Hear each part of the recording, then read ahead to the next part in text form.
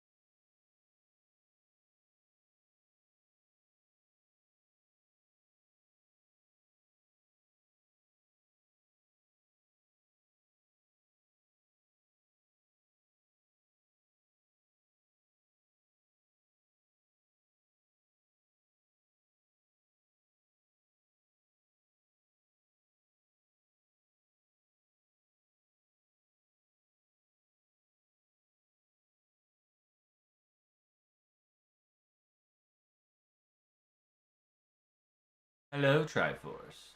Welcome to the stream. You ready for some big dick theories?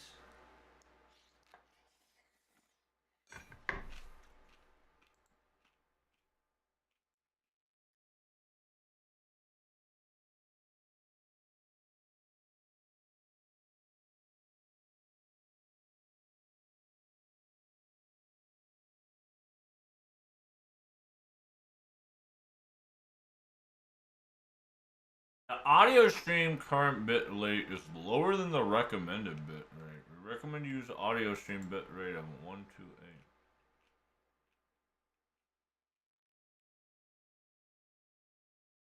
How do I make that shit happen? Stream current bit rate is lower than the recommended bit rate. We recommend they use audio stream bit rate of 120 kp. Huh?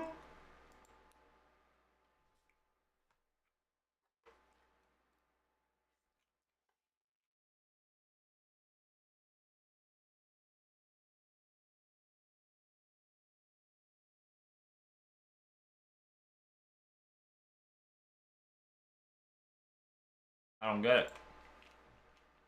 It is what it is. How is Chupa, my friend, my friend? What's up, y'all?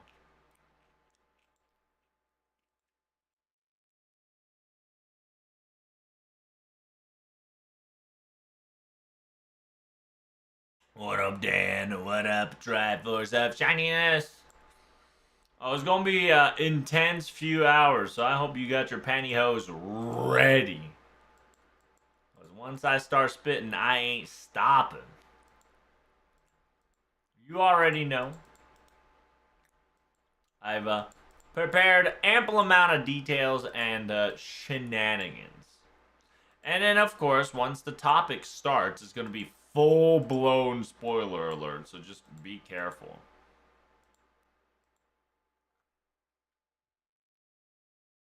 Back in Baklava. And as a reminder, chat, we do have FGO live stream coming in hot very soon. Simultaneously, we also have Yeah, live stream coming in very soon. And we have a sponsored stream tomorrow.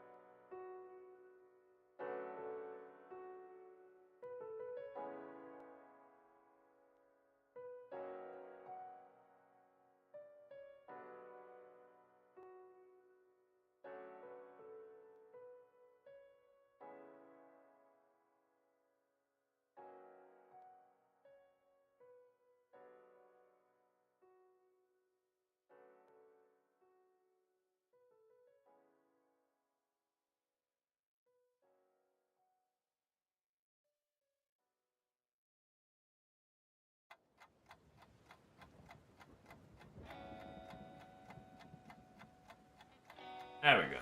We got it done. How's things been? I hope everything is swell. I know that there's going to be quite the busy day, I tell you. But there are things we must get going.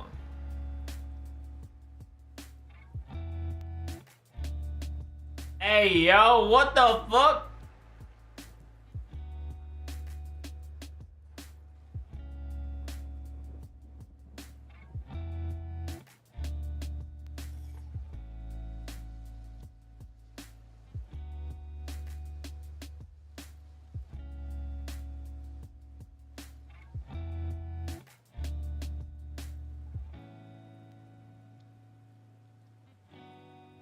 Yep, Clock? Yes, sir. What up, Una? Hello there, my dear YouTubers and Twitch streamers. I humbly welcome you all to this quote-unquote spooky dooky spoiler stream. We haven't gotten spoiler stream yet, but we'll get there soon enough. Like, very soon.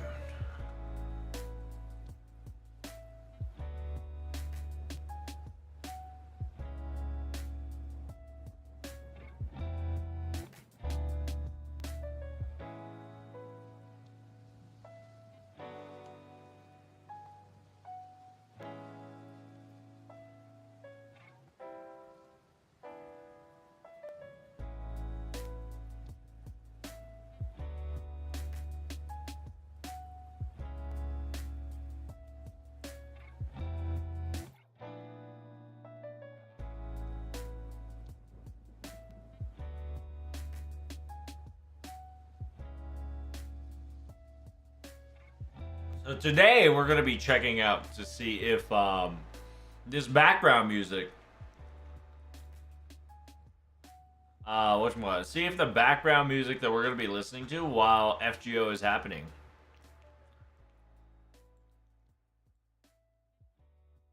Be fun to find out what that be, eh?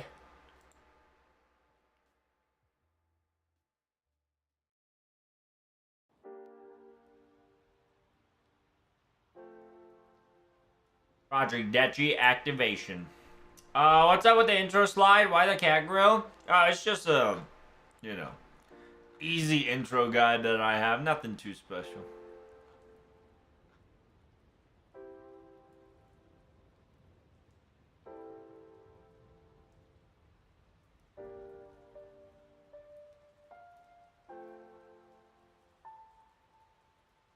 It's just cause it's you know, fancy overlay that you've all been waiting for. It's cute and it's animated-ish, right? And it's got that weebness, just enough weeby that it captures everybody's heart.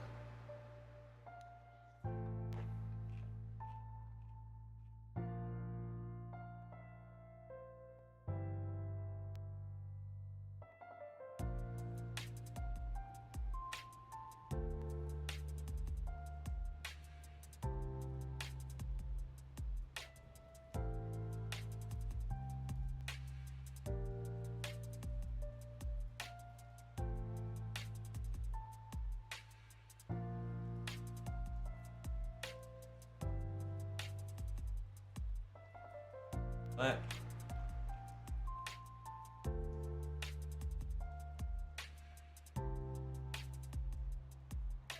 What did I just do? I don't know what I just did.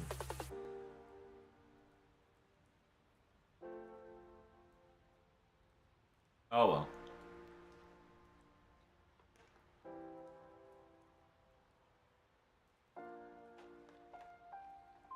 But how is Australia doing?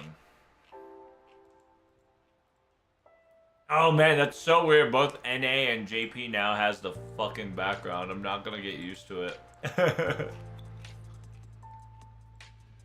I'm so not gonna get used to it.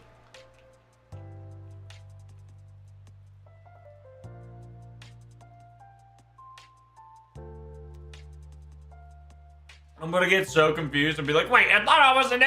No, I thought I was gonna be in JP!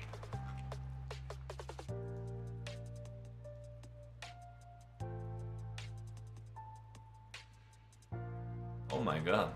My dude. A lot of words.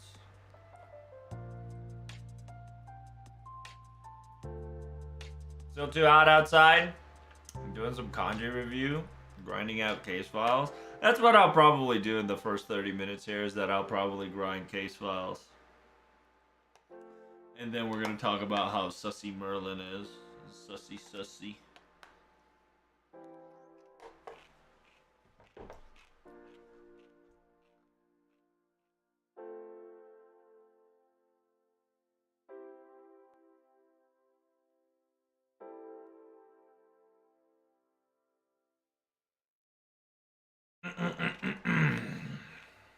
I'm doing Paper Moon right now. I started Ordeal Call yesterday. Noticed that there's all the battle on the bleachers. Is there no longer story leading up attached to that? There's no story. We just play the event.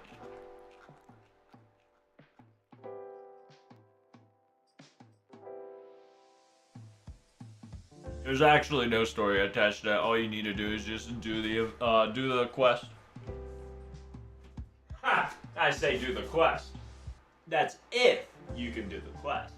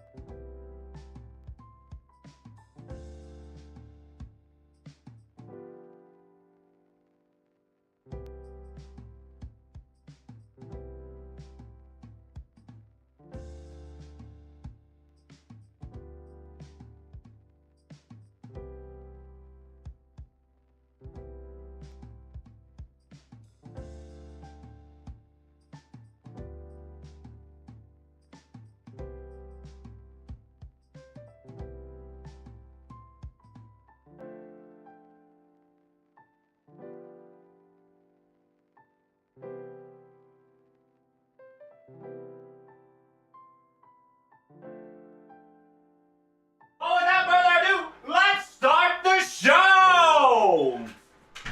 You guys ready for your Friday? I hope so. Because it's gonna come in low. Who's cooking? I'm the one who cooks today. And as always, of course, we're gonna have, whatchamacallit? As always, try not to spoil too much before we start the big dick theory, right? We do, because I do have to waste my AP as always. How's Claire doing?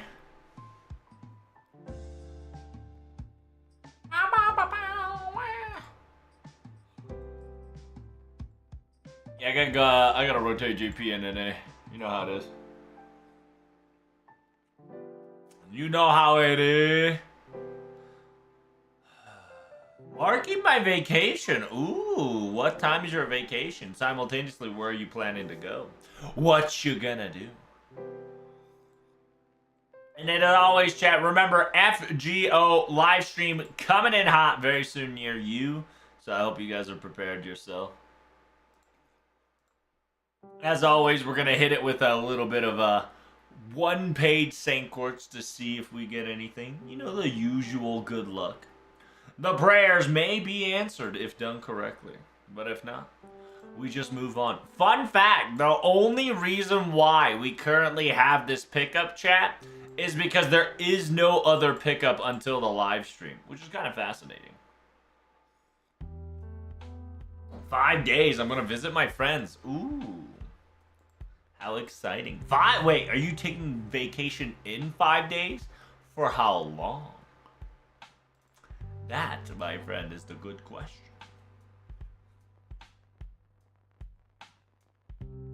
Like I told you guys, live stream is about 35 hours. You best be ready. You best be ready, friend.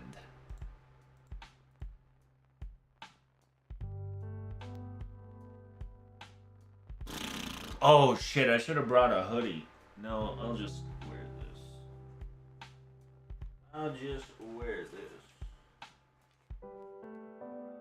Yeah. We should be fine. I've got the Umaru-chan little blankie after all.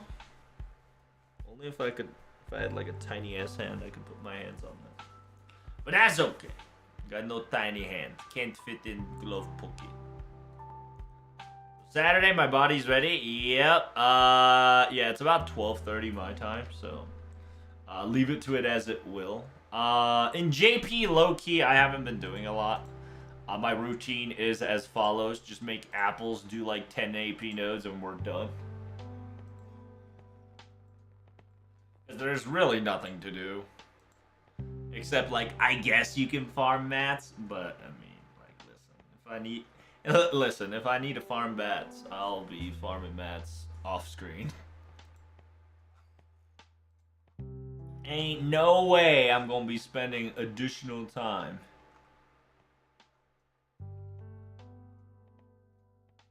Why would you do that? Because why not? Because a lot of people don't like see me farming. That's just, you know, fun fact about it. I finished all Ordeal Call free quests and rank ups. I technically need to do that, but I choose not to until they fix their shit.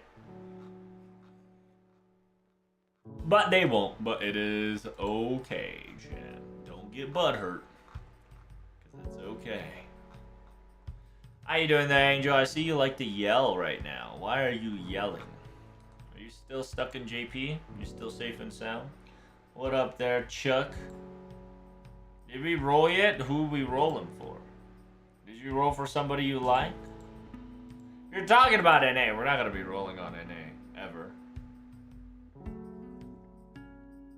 Because Linus is not... I already have MP2 Linus. Simultaneously, Faker is a free real estate that I'll probably get while I'm rolling on NA. So I'm not too worried about it. But how about you, Chuck? Enough about me. Did you roll? And if you did roll, how was your roll go? I hope it's something spicy. I hope it's very successful. I genuinely do. Did I unlock Blue Sky last time, chat? I did.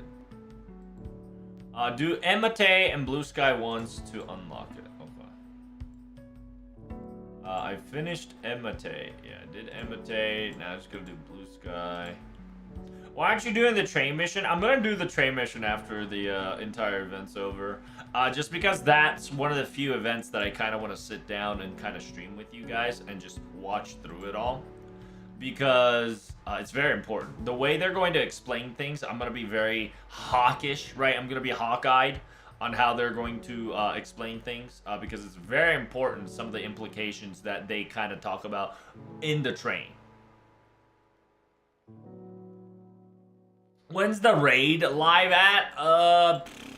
Fuck if I know. I can't remember. I gotta go check the booty box. The box says January 15th at 8 p.m. Unbelievable. Fucking right when I wake up. It's crazy. Right when I wake up and go to work, they're just like, okay, chat, we do raid now.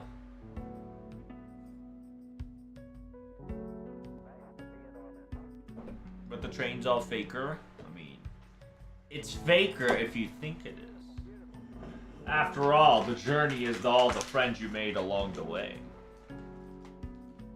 You're thinking at the sassy, smug, small lady. I had no luck this time. How much tickets are you willing to throw for, right? Maybe enough. You might be able to obtain such victory. But no one can know for certain. Unless you are dedicated enough to go through with honor. Question is, are you willing to go that far? Even if the friends are fake along the way? That's right. Is it if your fake friends stuck to the very end, are they truly fake friends? Think about that.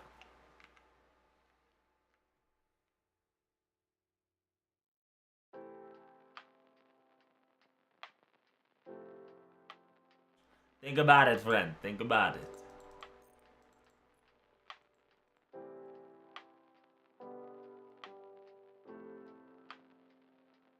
But yeah. We currently I'm kind of reading the script for what I should do for the case file. Cuz right now I'm just minimum AP because I really don't want to use AP. I really don't. I want to keep AP consumption to a minimum because I'd rather spend the AP on you know, the raid. So trying to get there as quick as possible. Probably what's gonna happen is tomorrow when I stream, I'll probably go hard on it. Oh, when I say I'll probably go hard on it, it means that I'm gonna finish it by tomorrow.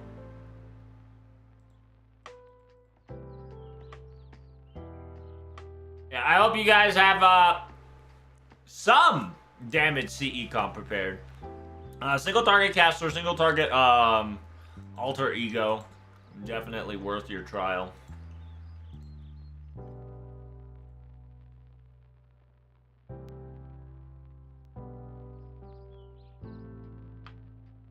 Why'd you do that, Troubs? Just to increase attack to make sure we kill him right away. No fuckatry.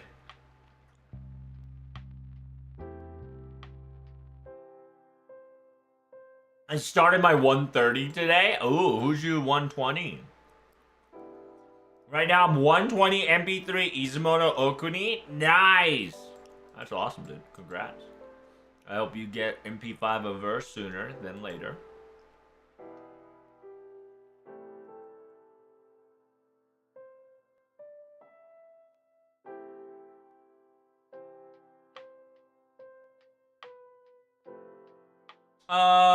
Yeah, once that's all done, I should get all of it. I gotta do one more Steam, I think, because, no, I already have Prisma.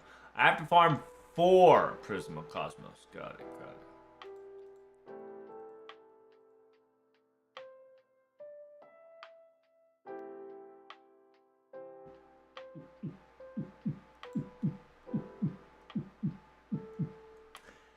It's farming time. Bum, bum, bum. So if you guys don't know, we're on that 100 spawn rate. It kind of feels good, man. We're trying to do our best to clear it with Lancelot Berserker. Just because I need to bond Lancelot, and I haven't used him at all, so I kind of want to use him. Simultaneously, I'm trying to prevent using of Skadi. So I have Linus instead. I'll borrow like a friend Skadi, no problem, but...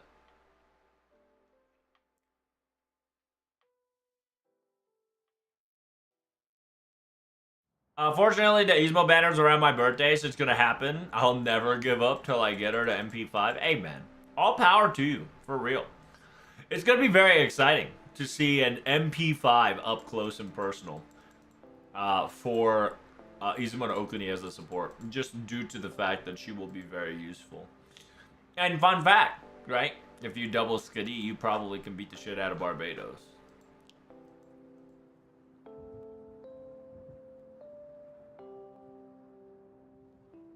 I believe it.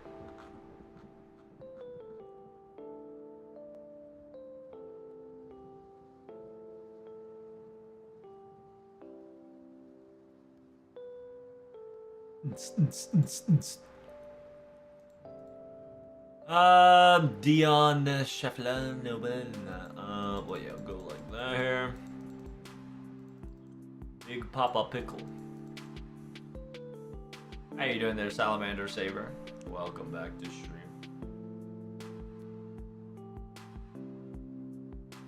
Avalon already got that though? Well, why not have more than one? Right? I'm waiting for you, friend.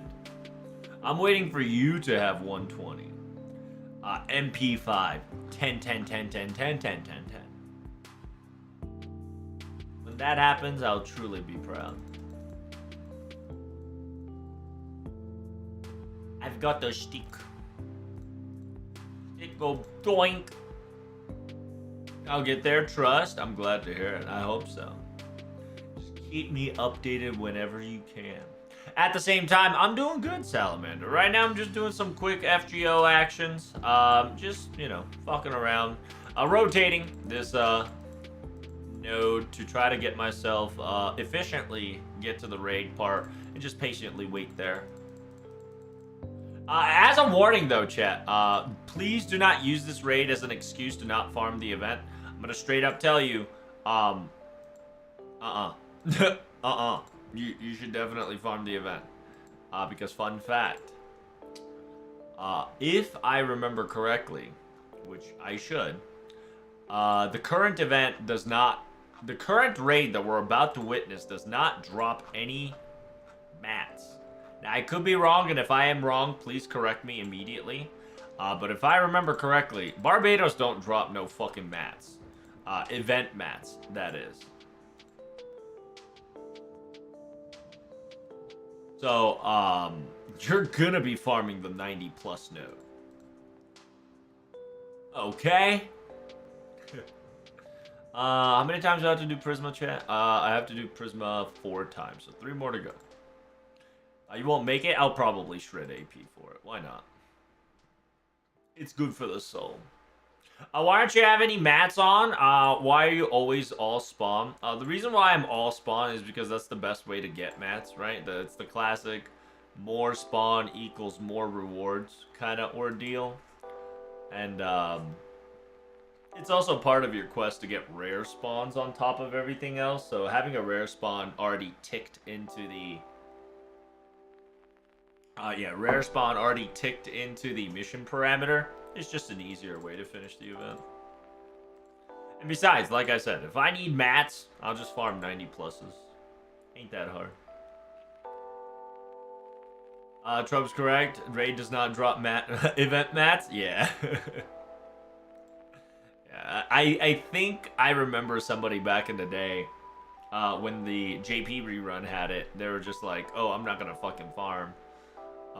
You know. I ain't gonna farm. Barbados is gonna feed me, and I'm pretty sure I said the same thing. But like, hey, brother, I don't think Barbados be dropping event mats. And they're just like, nah, you lie, bitch. And then you know, Lord and behold, boy comes back and just is like, Troubs, you were right. I farmed so much Barbados, realizing that they don't drop event mats. Thank you so much for the resub, Garge. I hope you're doing swell. Once again, thank you. I hope you're having a nice day. I hope you're comfy and warm, because holy shit, it's fucking cold here. It's 24 Fahrenheit, and going down as we speak. Cold as dicks, friends. My place is cold as dicks.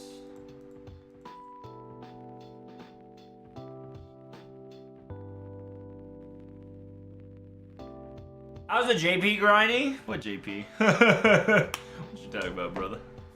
JP sleepy time. Essentially, I really don't grind too much. I am what you say. I'm farming. I'm farming copper. I'm farming bronze apples. You know, AKA I'm using the blue apples to cultivate.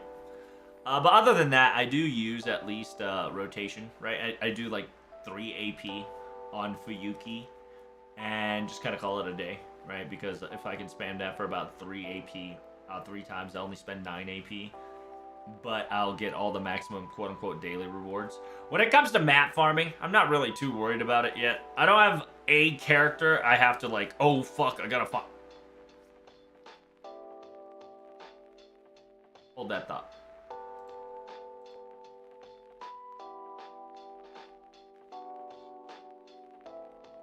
Hold that thought.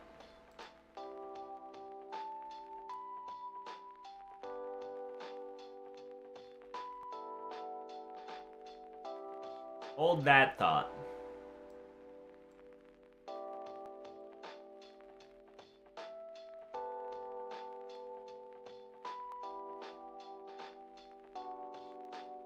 Not work. Ah! All right, never mind. Yeah, I get. I guess I better go farming. Yep, never mind. I lied. It seems I do need to go start farming again. I was wondering a little bit. I was just like, wait, is my test like 999? The reason why I don't want to do 10-10-10 is right when I need tests, I'll 10-10-10 him. It's just a nice way to get my ass, like, to lose my QP. I'm purposefully 999 these servants in order to have a bit availability to lose QP if I'm going to start using them. Damn, those knives are vicious. It's definitely my fault. I haven't been farming those. That's 100% oopsie. I totally forgot about farming them. Let me just pre-set up a farming node here. I believe...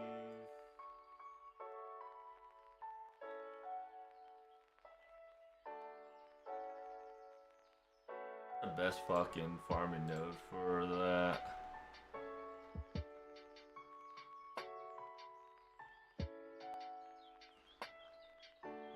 Knife!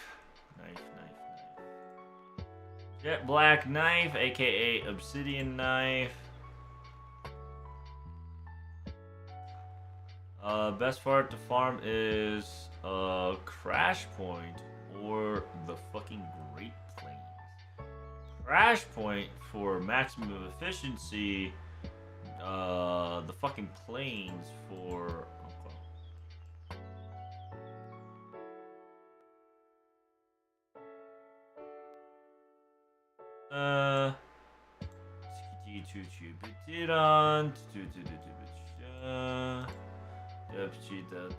there we go. We'll just have a marker here, chat. Alright, there we go. Sorry. Didn't show you that, but there it is. I just put a marker on it. So I'll farm whenever I click on that mat again. Sorry, didn't mean to see it. See nothing? That's right, you don't see anything. Close your eyes. Sorry. Had to pre-prep that real quick. Hey, Bond 7 chat. We're back on NA.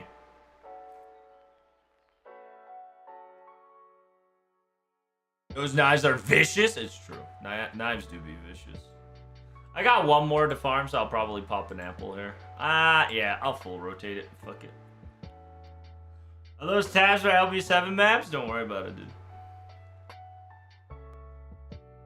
You'll find out when LB7 drops.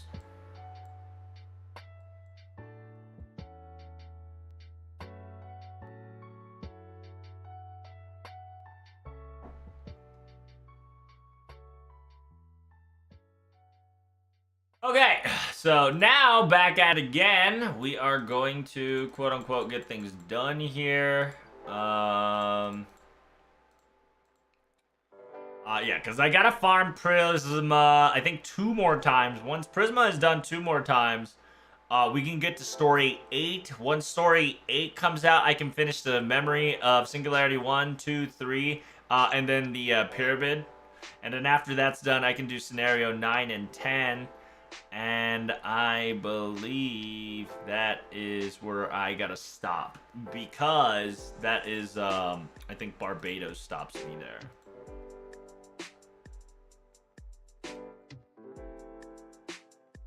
Right, doesn't Barbados stop? I can't remember where Barbados stops me. It's somewhere near there, so we just go Burr. Go Burr, no problem. Oh, there's an illusion, that's right. That pesky Merlin. I'm gonna do more events later. I'm pretty much started today. I mean, Dan, like I said, if you're doing what I'm doing, and like I said, there's probably an efficient guy. I had power issues last night. Damn, dude, are you alright? I hope everything was okay. I hate power issues. Power issues are buttholes, bro. At the same time, like I've stated before, this event is not that important until the Barbados raid comes. And I highly recommend you guys get to Barbados as fast as you can, because it's not something that you can just, like, jump to get there immediately, right? A lot of people make this mistake all the time in the raids. During specific raids, you just can't fucking skip story to get to the raids. Not all the time. You're gonna have to do some dumb shit before you get to the raids. So I highly recommend you start it at least, and then kind of just, you know, be like maybe a node or two behind. That's probably the best case scenario. Is the raid tonight? No, the raid is not tonight. I'm just telling you guys to just be prepared ahead of time so you don't have to, like, fucking sweat your balls off, right? Whenever you have to do the raid, which is in 4 days, right? You got time, so don't sweat too hard. It seems I gotta do one more rotation and we're good to go there. And like I said, chat, just me passively clicking the enemy spawn just gives me, you know, more opportunity to beat that ass with a spatula, so it's all good. But how's spiritual pressure going? Welcome, welcome. I need to summon Edison or Tesla to help me with the power. Just don't summon both of them. That's true. That's true. Technically, you can summon both of them, but you just don't want to argue which one's better. Because technically, both are great resources. One just, you know, one and the others just don't like to fuck around with each other.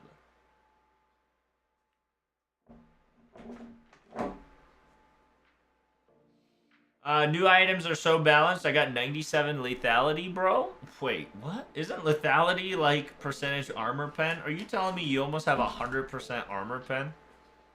What the fuck? What am I reading? I know the percentage is vague, but legitimately you shouldn't be able to reach that much, is what I'm trying to say. Like, what the hell? And to be perfectly honest, if MP increase and crit strength just gets to 3 turn, I think Lancelot's fixed.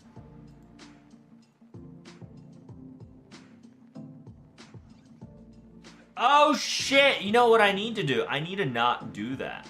I keep forgetting, chat. I need to not use my first skill.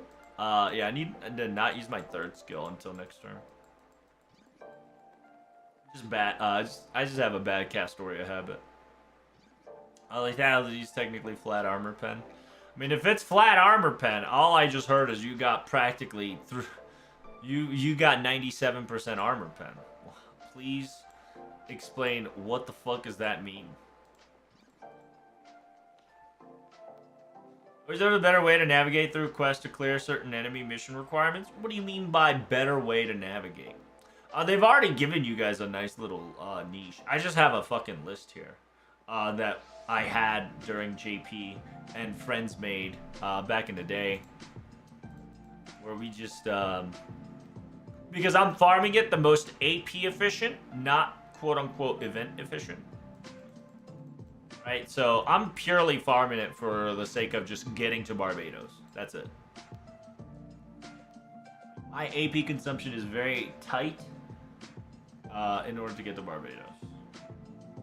And if you guys don't know, if you need to have missions, right? Like if you're wondering which node requires a mission target, NA and JP already has this mission target at the backside right here. You see these 2 little blocks? If they don't need it, they won't show up. So I highly recommend you use it to your opportunity to figure out what you need to farm. right? Other than that, you should just look up a guide, right? Like if you really want to do like the most efficient shit that I'm doing right now, looking up a guide is the best. They probably might have my guide. If not, yeah, if not, they'll probably have their own quote unquote silly guide that's like a little bit inefficient, but not by much, so it doesn't change anything outrageous.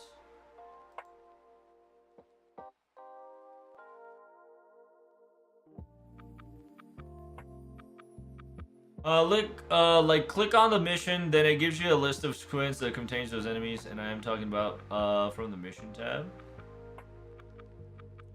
Like click on the mission, then it gives you a list of quests that contain those enemies. Wait, what? Click on the mission, then it gives you a list of quests that contains this enemy. I don't understand. Technically, the backward circumstances applies in FGO. Anything that can be checked off on your mission tab is in the quote-unquote mission briefing there, right? You saw it right there, where it said like target for mission, right? So essentially, you don't even have to go to the mission tab. You can just look through the free quest and look at the bottom, right? Look at the bottom. It says, oh, these guys drop these that are pertaining to your mission quest.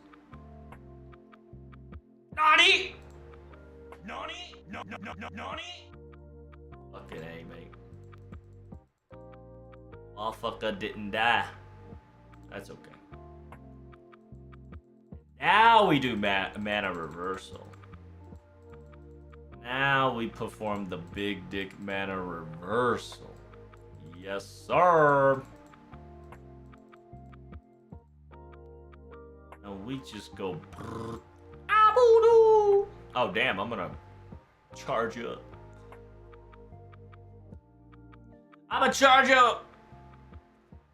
I wonder if the when I wake up raid will be dead. From what I heard, Clear, it won't be that bad. From what I've heard, I don't know exactly if that's true, because if I remember correctly, the Barbados raid on NA technically took about half a day. So you got about 12 hours, right? Remember, they did buff. They did definitely buff the Barbados by 5 million in this raid. When it comes for the rerun. So it'll probably remain 500, about 12 hours. I want to say 12 hours at least. Best case scenario is 24 hours, but I'll give it a benefit of the doubt, and I will do 12 hours.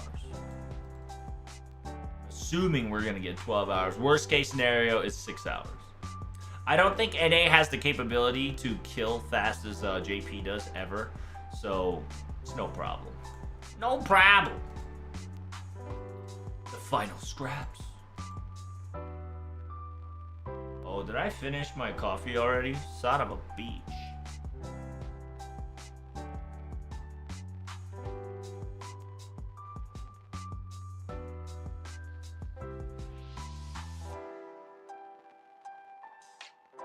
Sure, this was just something that I thought as an additional quality of life and features. I mean, it could, you know, one day it'll happen. Probably not, because Lissingle is a lazy butt.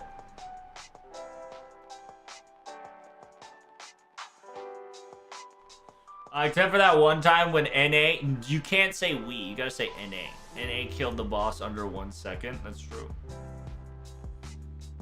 Your boy, aka left the zoo. Okay, listen. Cannot use gray. Why can't I use gray tan? Racist!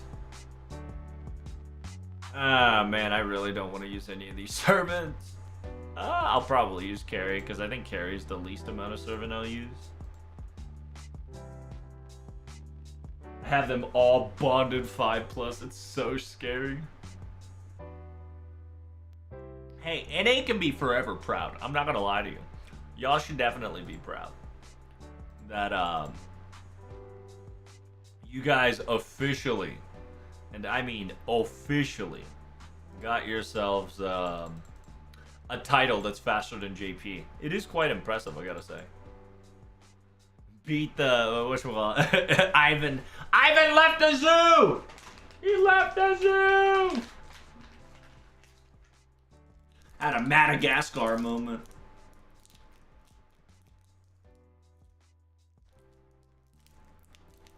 We don't talk about the elephant guy? Dude, we definitely should talk about the elephant guy. I don't know why you won't.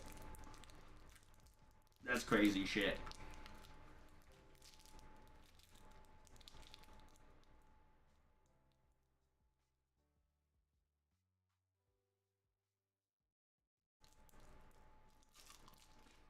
Because,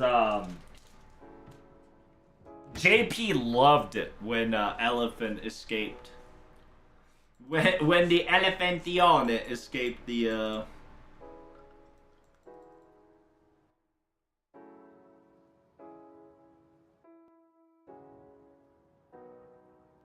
When he escaped containment, they fucking loved it, dude. They were just like, nice! NA has content!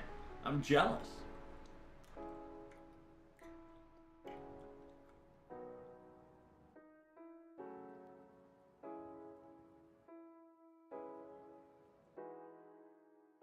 No caps. Because understand that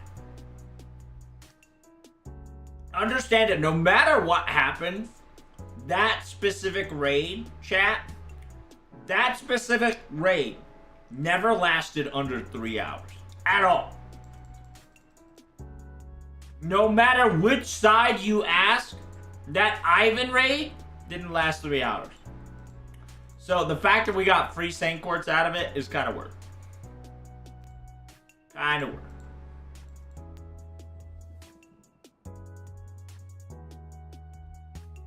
We made a record that could never be topped. True. True. You should be all proud of yourselves. We made history. We were there for history.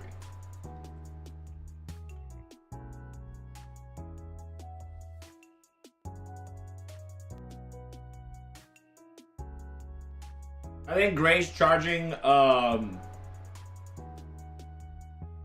Bungo? Yeah, around this time I think she is, yeah.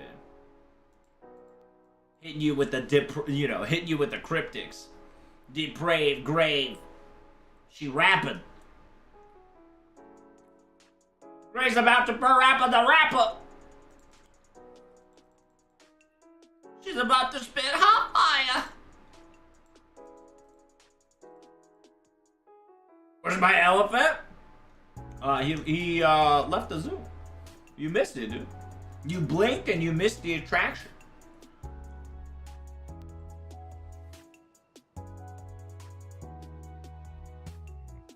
It was a win for me. True, true.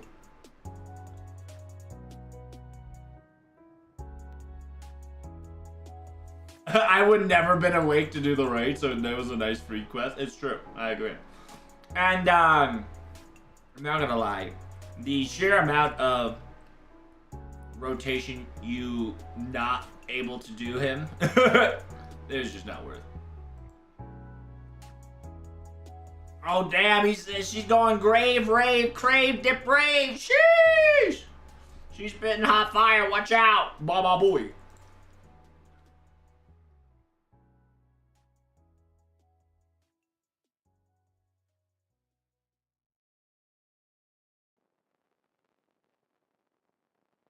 I would just simply logging in. I became the victor. Yep. That's one of those also few things that I'll talk about is that Ivan had an annoying ass gimmick. I ain't gonna lie to you. Ivan had an annoying ass gimmick that you needed to Noble Phantasm twice. So because you needed to Noble Phantasm twice, the rotation on him was garbage. Rotation on him was so garbage.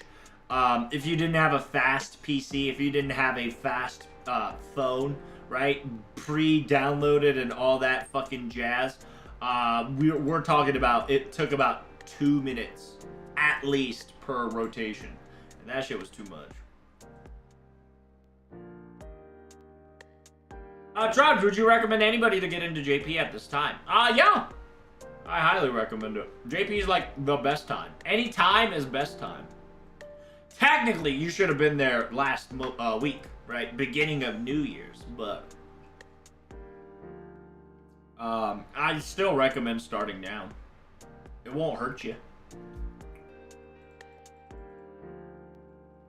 Why would you say that? Oh, because Valentine's Day is coming up.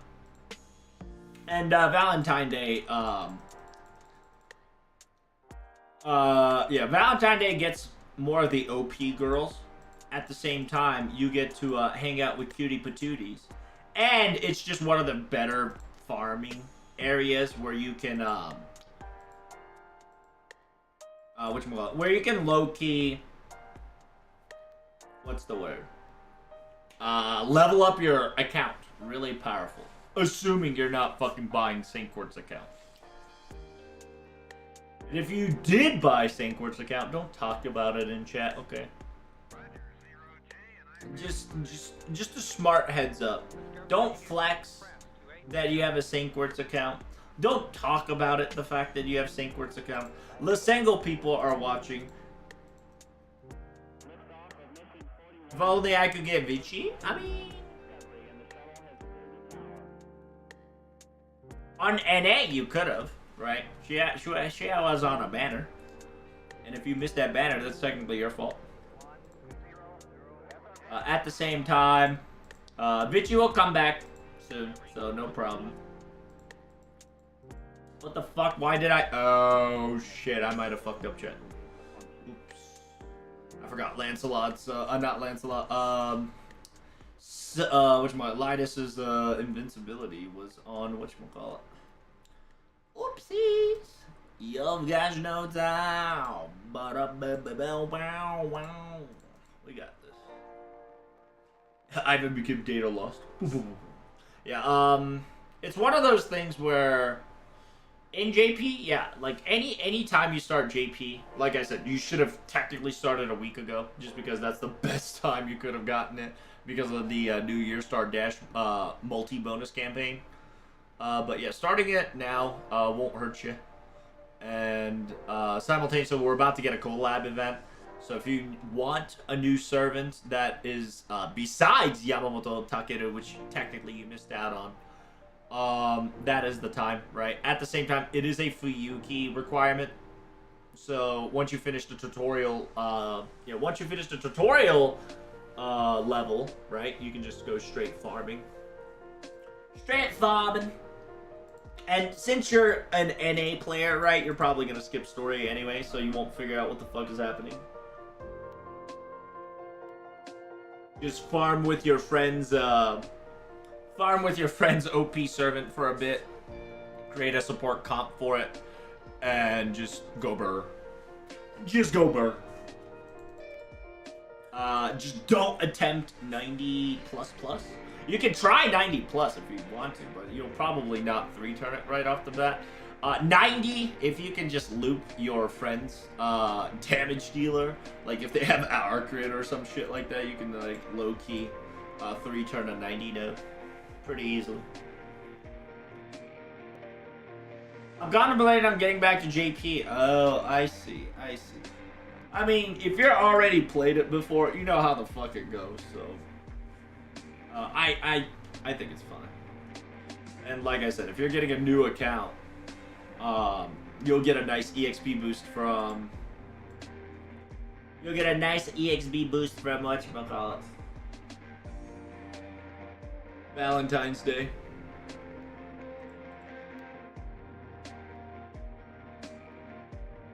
It took so long using Morgan Castoria or Merlin. Koyan Oberon comp takes a little too long, but it's very effective. I don't mind it. Ah, yes. The Oni Land. The memories of Oni Land unlocked. Oh, yes.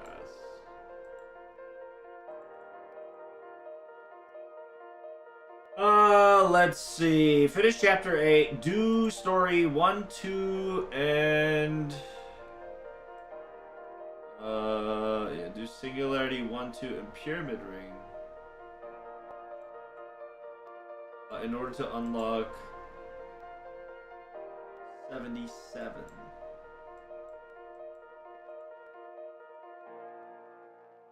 Burn the witch, chat! Burn the witch! Burn the witch! Burn the witch! We're gonna burn the witch. Oh. Burn the witch. Oh. He lives? Who's living? What happened? Where'd you guys go? What the hell, boy? And Dakun is always watching, you see. But yeah, other than that, oh yeah, remember this Jannu? Ruler Jannu Altar? Which in technicality, that is Jannu. That's not Jalter, that's Jannu Altar. A subtle difference, you probably will never understand, but that's okay.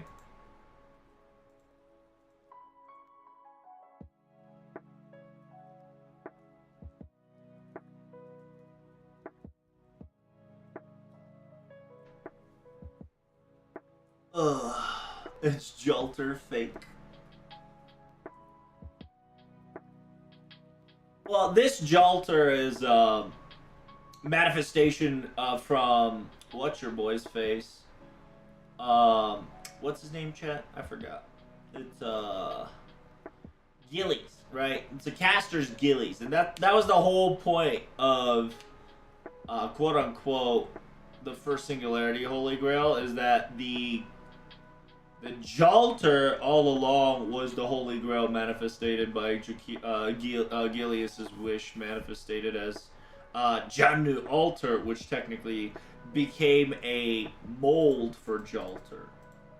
Because technically, this Jalter is not Jalter. I know it's very confusing, but it's not. The Jalter that we have technically is a Jalter that we got from Da Vinci's Lotto event. Which is so stupid that we still haven't gotten that either main interluded or just, rerun that fucking event, will ya? I need statues. I need statue lottos, not fucking cookie lottos.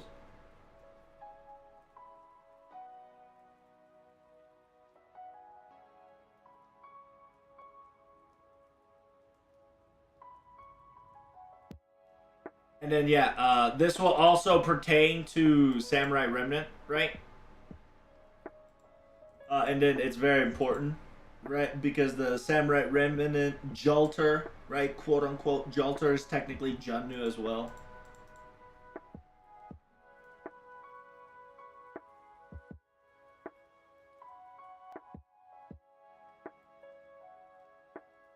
When are we getting statue lottos again? Dude, one day. I swear to God, one day.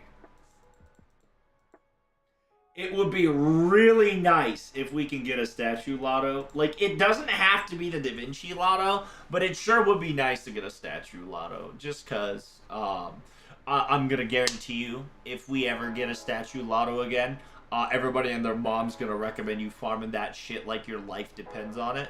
Because A, you're going to need it for Ordeal Call. B, you're going to need it to level up your servants. C, holy fuck. It's not worth farming. It's just not worth farming. Statues are so trash to farm.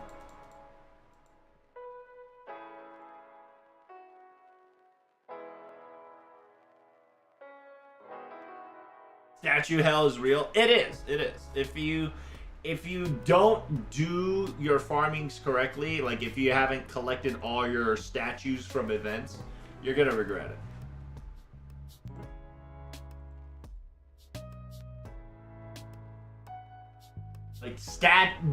Like Lesingle is legitimately trying to make a statue a new hell, right? Like, you know how we have like QP hell and shit? They are actually trying to make statue hell a thing. Like an actual thing. It's quite wild, actually.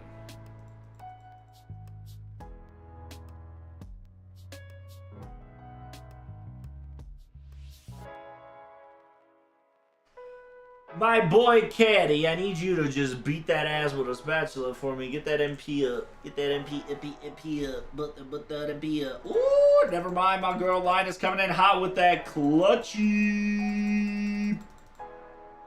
Baba booey. What's our overcharge? Defense ignoring damage, decreased charge, decreased crit rate. Yeah, we'll just go boom. Boom, boom, boom, boom. There we go. I'm always short on statues. Yep, everybody's gonna be short on statues. Unless you farm the statues like up to 600 boxes, right? It's just, it is what it is. Salesman Gil gonna craft statues. That'd be nice. Like, if in some way, somehow, like able to obtain statues in a weird way as a capability through QP event mats or anything, we take those, dude. We'll take anything. It's just like how you crafted your shit in Fate Samurai Remnant. Yeah, I got you. Do like a little mini game / like a farming node, so you can get a statue node, dude. That'd be so nice. You're only farming for statues. That's kind of the reason why like Ordeal Call free quests are really nice. Because if you don't know, one of the few Ordeal Calls, they've started to give us few mats for free. Like for instance, there's a one wave, one character, and you have to well, I wouldn't say you have to one-shot it, but you know, optimization is to one-shot it. And once you kill it, you're guaranteed 1 through 3 statues of silver piece, which is so nice. It really just is nice, okay? I do Singularity 1. Where the hell is Singularity 2? What the hell? What the hell? Oh my god. No way. I have to... I gotta unlock 35. Already unlocked 35. So what the fuck am I missing?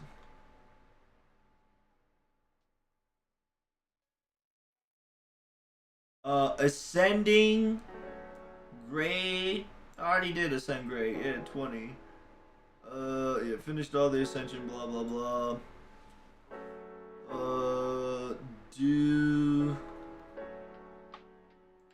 I guess I didn't do Prisma or... I guess I didn't do Prisma or Steam enough. What the hell? Oh, yeah, fuck me. I didn't do Steam enough. Look at that. Look at that, chat. Oh my goodness. It seems I needed more Steam. Steam.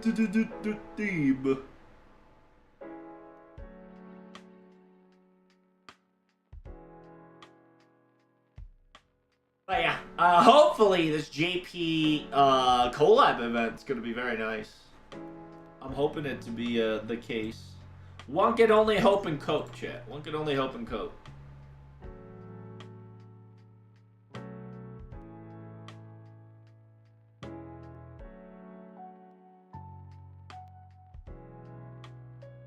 Ah, cha! Pew pew pew pew pew pew pew pew pew pew.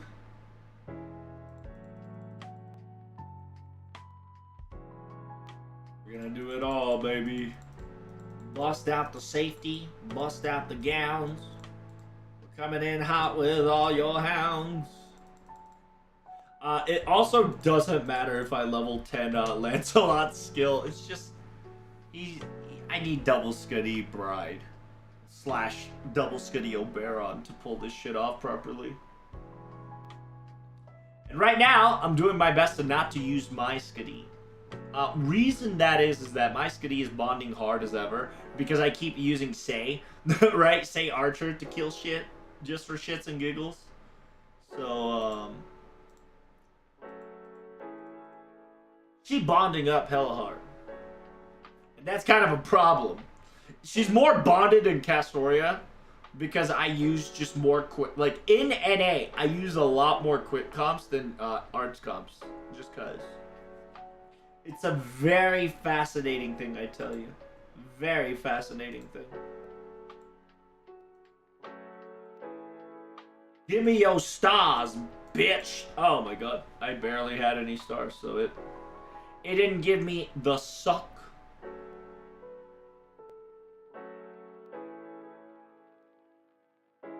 Lancelot's a really weird one. Pulls out machine guns into airplanes, but it's still quick. It's just intensity, right? The boy's intense, okay?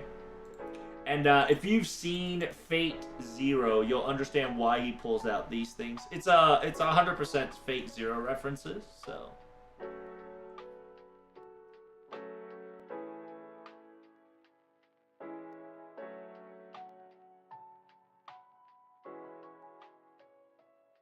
It is what it is. Also, understand that, Yoruichi, right? The 5-1, right? 501. Goichi, right? Magoichi, also uses guns and fist, and she's still quick. She even uses grenade launchers and rockets, and she's still quick.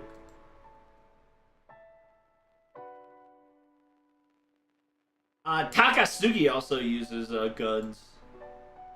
So it's funny that you say guns and machine guns and shit, but yeah, a lot of like the gunner types are actually quick.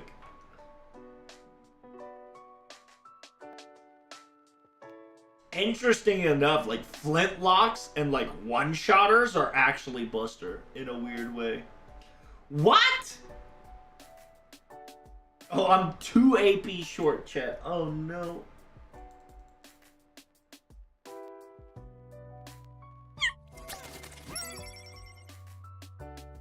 Thank you so much for the raid there, Ninja. By the way, guys, remember, you guys don't forget to quote-unquote finish your New Year's panel. Your New Year panel mission is written right here. Simultaneously, the, whatchamacallit? If you haven't picked it up, I think you're fucked. Because I think the panel is closed. Yeah, it's officially closed. So make sure you guys don't forget to redeem that to get a free copy of Grail and Craft Essence. It is what it is. Bullet Fast, who knew? Go Burr. Kid Billy also go Burr too. True, true. You know Kobe has rocket launchers. He's arts. Well, he has a different nature in him. So you gotta forgive him. He's one of the few exceptions. Your boy has other deity properties that I don't know if I should talk about it just yet. But how is Ninja? Welcome back to the stream.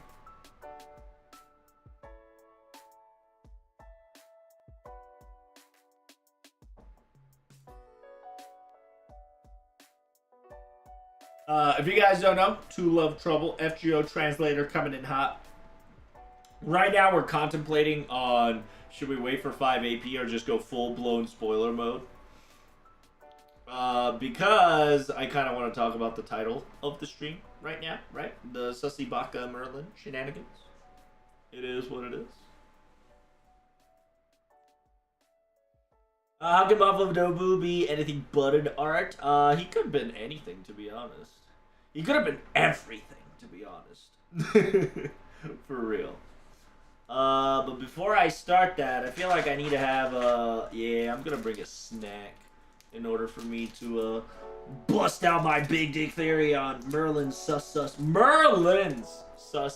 Among Us. Check out the thumbnail I made today. If you could check it out on YouTube. And hello YouTube chat, I see you today.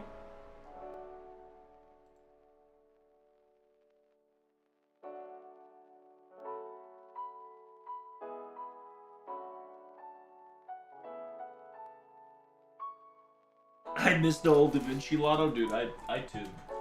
Every time I'm slowly running out of statue is just a constant fucking reminder of how Da Vinci Lotto was actually godsend.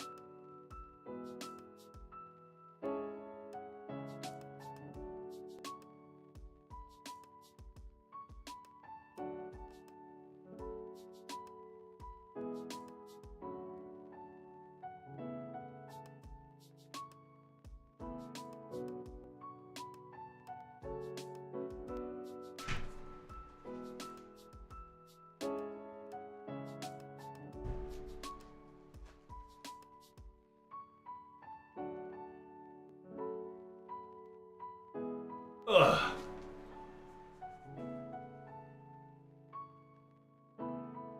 Merlin do be sus since day one. It's true. You're not wrong.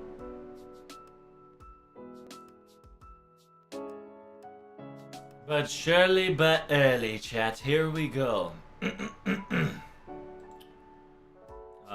You guys see this yet? You guys have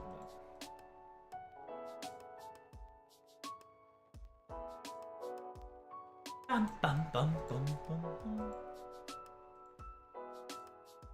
There we go. And yeah, I do have to turn off the overlay if I'm gonna do that.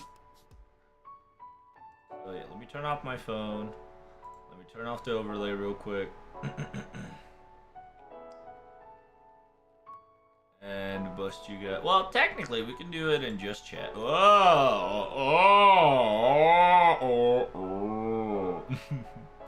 Hello, chat. Big boy here.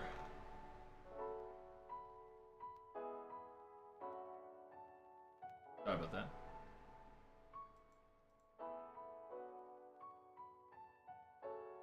Alright, I think we're back to normal. Back to regular program. There we go.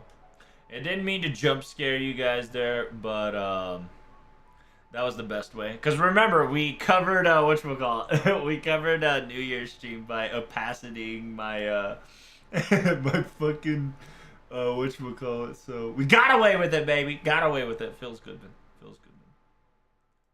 Alright, so without further ado, let us start shenanigans. Yeah, if you guys didn't know, I was just farming the, whatchamacallit. Oh yeah, by the way, guys, the Melty Blood Peace in Paradise actually got a book, which is very exciting, to be honest. And yeah, you got all your friends.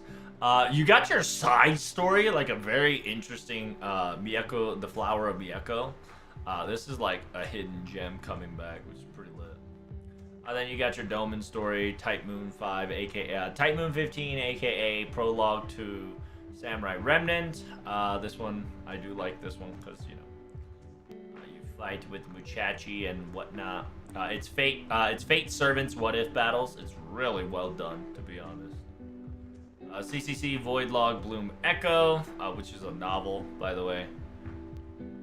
And then, yeah, Apocrypha, Requiem, a Fire Girl, Moonlog Typewriter, Fate Strange Fake, Prototype Anime Material, and then you got Onslug, Elemaloid's Case File, Elemaloid's Adventure, Chaos Trip, aka it's Jelter and Salter, Jelter and or yeah, pretty much Salter, just, you know, doing their thing. CCC Foxtail, Chibichuki, Apocrypha, Elemaloid's Case File, and then Stella. Fate Ray Stella.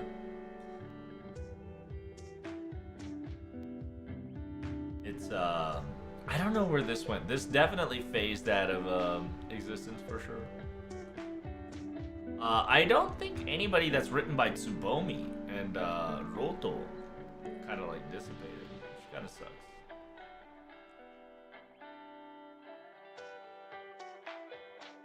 I was lucky, you got Pretender.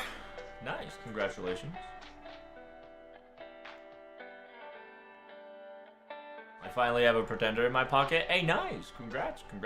Remember, if you miss it, you have a chance to get her spooked as permanents later. So don't, like, sweat it too much, right? But congratulations, the sheer fact that you got yourself a nice Pretender. She's a really good Pretender, so I highly do recommend rolling for her for real. For sure.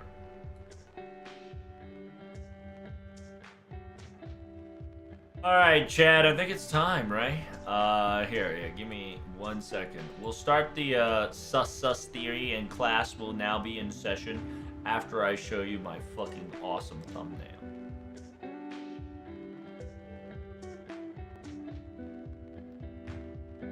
Today's thumbnail, Chad.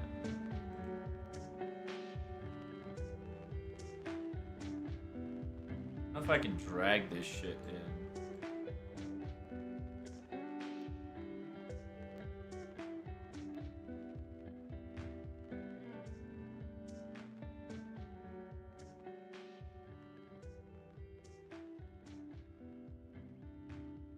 There we go. Ta-da.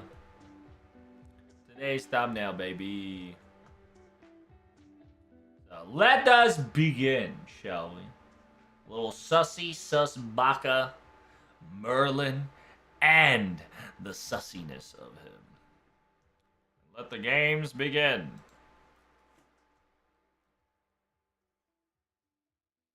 I hope for more Elamaloid sakes, we need more waiver.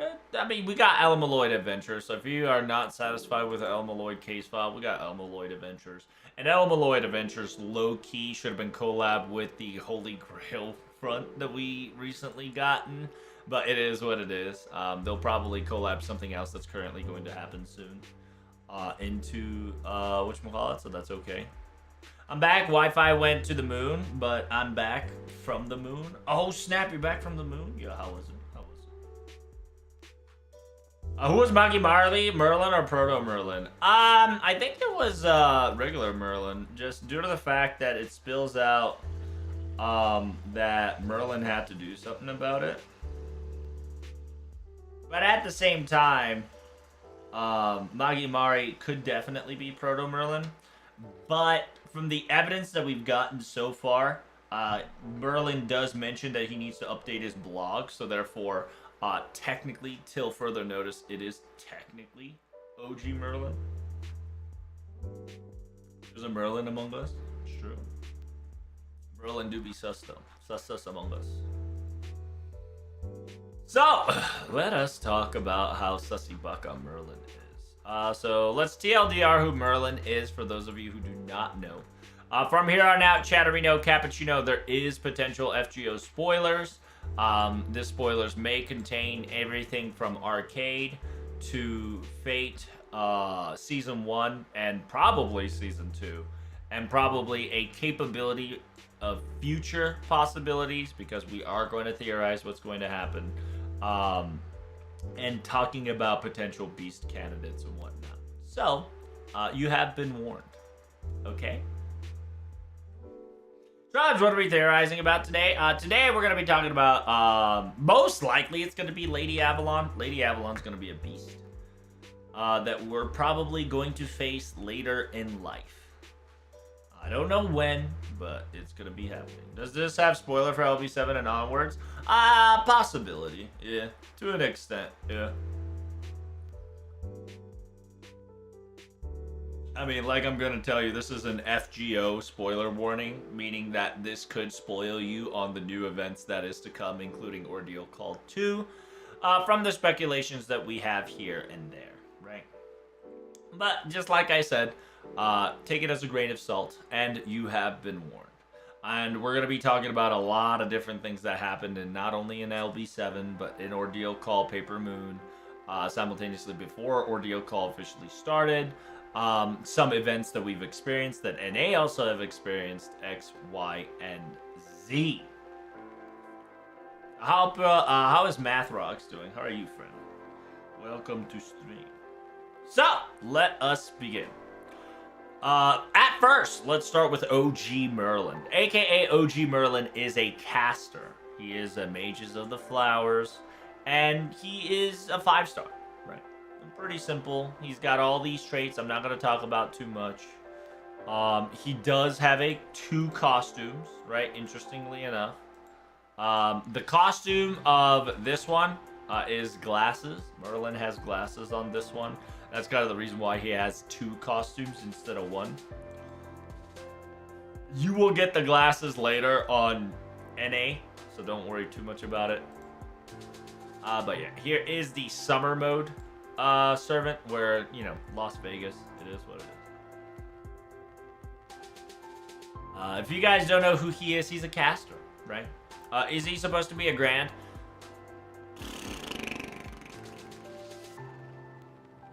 That is a good question. Because technically, he can never be a Grand, right? And if you don't know, Merlin has a special circumstances that he has to overcome in order for it to happen. Because Merlin has the thing called he can never die, right? Like, he's kind of trapped in immortality circumstances. He's not immortal, not for the slightest. But He is a quote-unquote grand candidate, right? The grand candidate. I'm pretty sure there's an I somewhere there. I can't spell. But yeah, so far, all we know is that Merlin's a Grand Caster candidate, but he'll never be a Grand Caster. Why? Because if you guys don't know Merlin's story, Merlin's locked up in Avalon. Okay, Merlin is low-key permanently locked in Avalon, where he should not be able to leave, and he is permanently locked. He's house arrest. He's dimensional house arrest for the rest of his life. And he can never wither. He can never perish. He's kind of stuck there. So he technically does not have the capability to die. Therefore, he can never be a caster grand. But he is one of the few people that obviously has a blatant candidacy. There's a couple other people that has a caster candidates and whatnot. But yeah, to TLDR that question, while he is considered to be a candidate and self-proclaimed Grand Caster candidate, he can technically not be a Grand Caster.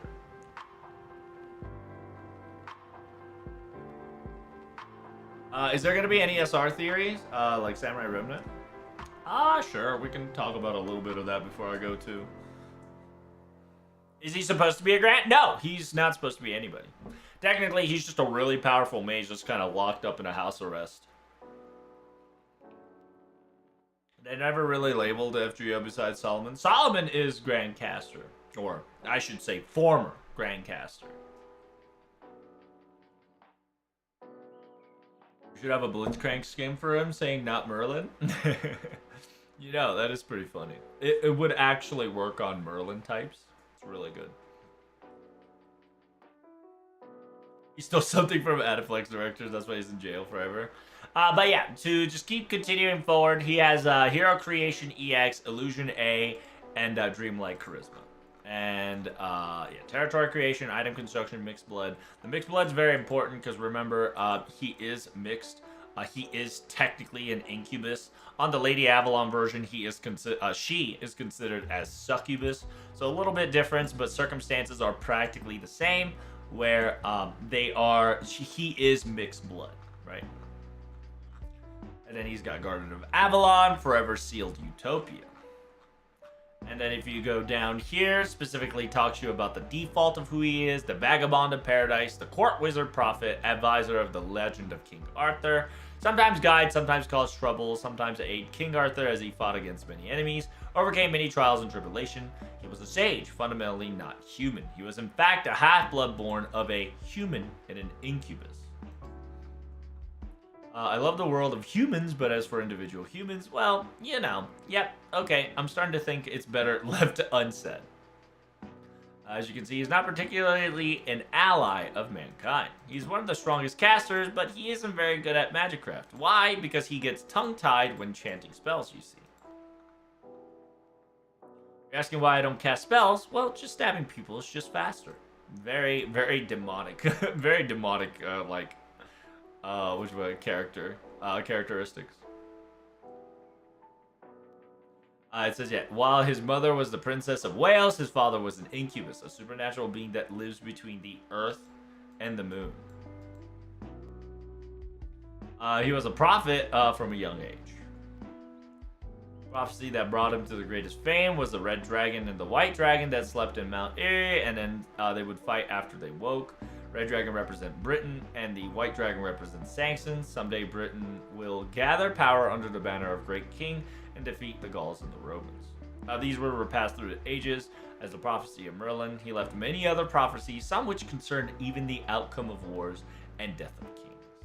Merlin aided Arthur's father, Uther, in his marriage to the queen, watching over the throne since King Arthur's birth.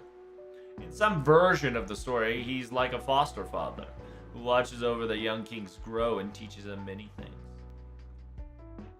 And you got your Garden of Avalon, place Merlin is. A dwell will never be a hell. There'll be a land filled with hope. Trapped in the smallest and the dark of cells, his only view, a fragment of the sky above. His utopia would continue to manifest. And then yeah, you kind of have an entire experience. He's an easygoing man. He has problem with women because he can't stop touching them. He loves the world of mankind. He loves mischiefs. He loves girls. Major Flowers get through most of his problem with a refreshing smile and says, now, retort. Often said that he's a perfectly happy person, not worried at all, but Merlin himself realized that he is an outsider in the human society. So he can't tear down the final barrier of being able to call someone a dear friend. So he watches over the world day and night so that humanity can have a happy end.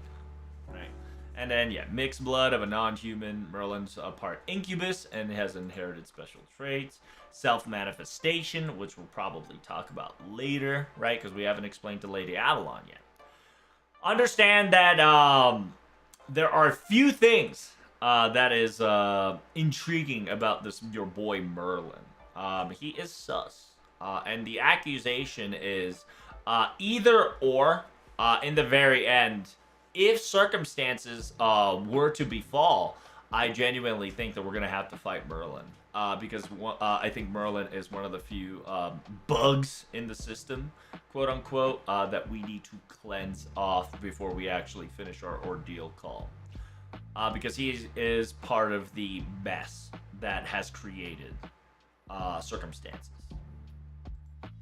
But before we go on to that, make sure you hit that follow button and don't forget to subscribe. As always, this is an FGO spoiler warning, so do be careful. But if you have any questions, type it up in the chat and the comment section below.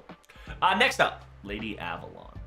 Lady Avalon is practically Proto-Merlin. And if you don't know why she has a Proto label on it, is because Proto type is a variation of Fate. There's Fate Stay Night, and then there's Prototype, Fate Stay Prototype, or whatever you call it. There is a prototype version of Fate Stay Night.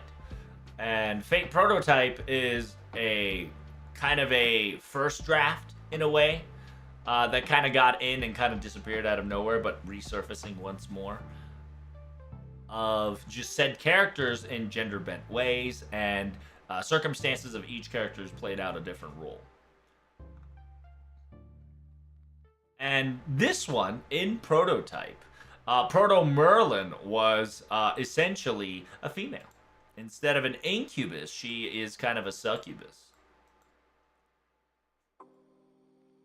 I really like this one because we haven't seen this ascension yet. We will soon enough. It's voiced actor. Ironically, it's funny because the role swap is real between Prototype and Fate Stay Night. Because Fate Stay Night, Miss Kawasumi is Saber, and Merlin is voice acted by AKA Sakurai, right? And then on the other hand, Prototype, Miss Kawasumi does Proto-Merlin, and Proto-Arthur is voiced by Sakurai. It's a nice role reversal in both reversal in the parallel universes. So it's pretty cool. As always, Proto-Merlin is a bit more twisted than OG Merlin. TLDR, Proto-Merlin likes to continue. Merlin likes to have a happy ending. He likes to have stories that has a good end. Proto-Merlin is one of the more toxic one, where she wants a never-ending story. She's like Peter Pan. She wants infinity. She wants infinity more than happily ever after. She doesn't want the book to close. That's kind of the perspective, easy differentiation perspective between them. And then, yeah, you got Light Upon That Hand, Blooming Flowers of the Summer Nights, and then Succubus's Ridge. She has territory construction, item constructions, mixed blood, high-speed divine wording, bewitching, and then independent manifestation.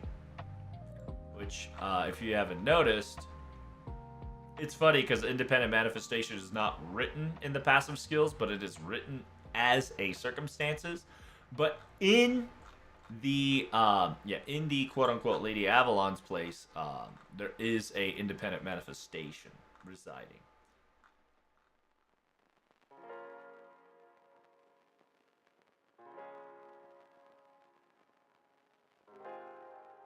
And then it says, from out of nowhere, you notice a mage, reminiscent of a beautiful flower standing in there smiling. Who in the world could she be? Right. chaotic herb, blah, blah, blah, blah, blah. From outside perspective, it's unclear as to whether she and Foe are compatible or not. They seem to spend a lot of time together. However, right? She kind of looks like a certain someone. In fact, she really does look like a certain someone. These words could have been said by Master, Technical Advisor, or Da Vinci, or the new director, Godorov. Maybe she's related to that person, perhaps. Yes, you know who, the Mage of Flowers. Indeed, of course, we'd look alike. I'm Big Brother Merlin's little sister, after all. See, it all makes sense now, right? And it's very interesting because the bond lines are clearly fucking rigged. And we technically do not have Bond 6, but we have Bond Extra. That is needed to clear Arctic Summer in order for you to figure it out. And yeah, we have other things to discuss before we kind of go for that far, right? And then, ironically, the independent manifestation doesn't get talked about it yet.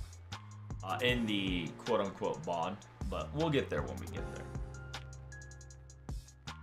Back to the D-Gen D theory, that's right. She wants to entertain herself forever. Yep, she essentially is witch.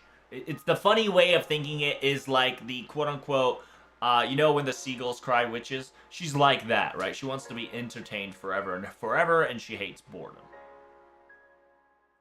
What is a D-Gen? Oh, there's a psychopath? Pretty much. Merlin is kind of good. Proto-Merlin, probably not good. Taking notes. Well, you're a little too early to judge those circumstances, right? Merlin, he likes humanity, right? Proto-Merlin, low-key doesn't give two fucks about humanity as long as she's having fun. It's funny because they're kind of like the opposite of the coin, right? Where Merlin, while he is selfish, there is selfless in him. Proto-Merlin just straight up selfish, right? There is no selfless on a Proto-Merlin. Proto-Merlin just be like, hey, yo, I do what I want because I can.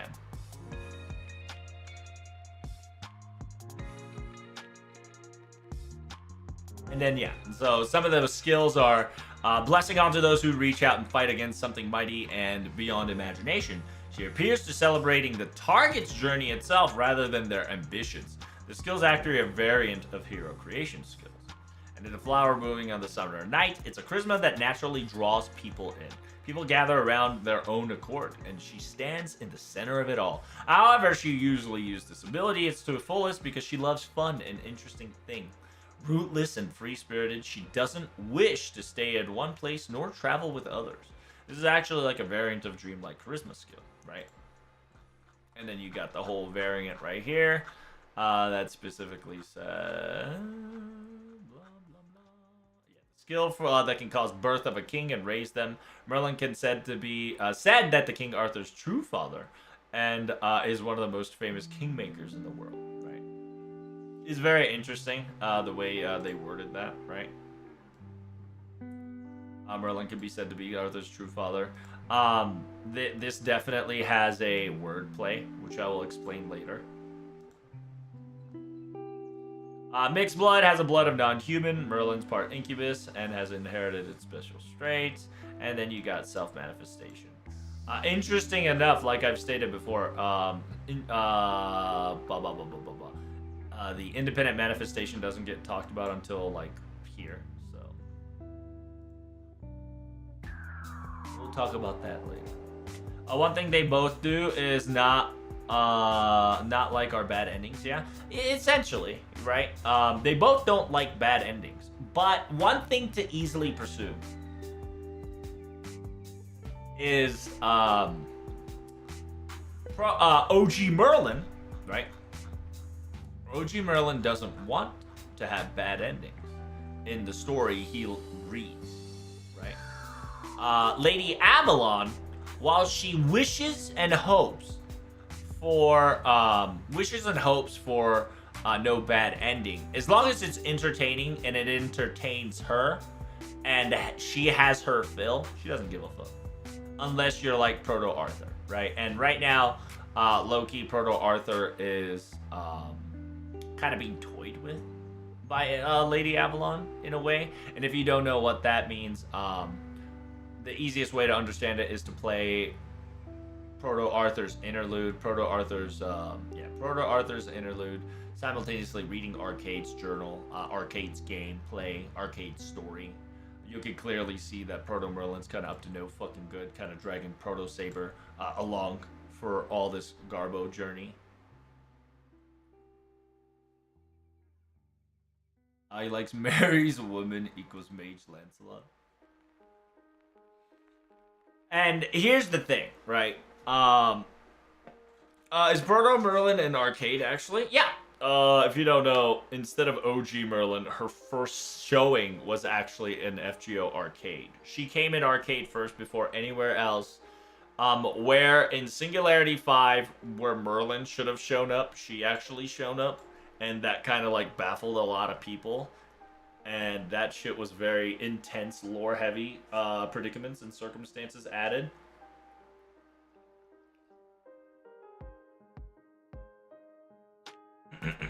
So, further onwards. These guys, one of the primary suspect of them being very sus is as followings, right? They are potential grandcasters, quote-unquote grandcasters, right? Because technically they can't be grandcasters. Fun fact about each and individual one of them is that she's not locked up in Avalon in a way, but he is. And it's also kind of the two sides of the same coin kind of deal, where, like, in technicality, OG Merlin is purely locked up. Like, he's in a cage called Avalon. He can't move. He can't die. Proto Merlin, on the other hand, she's done next level bullshit, for sure. While the circumstances is very similar, it'll probably...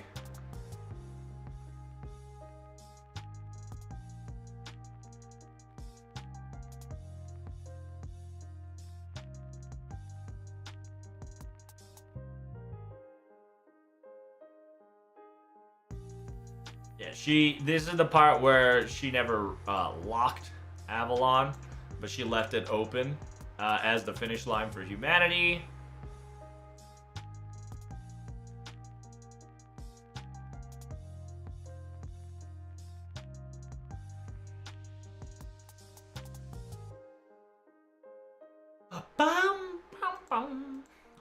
She can die though, right? Unlike Merlin. Yeah, to an extent. Like, understand that,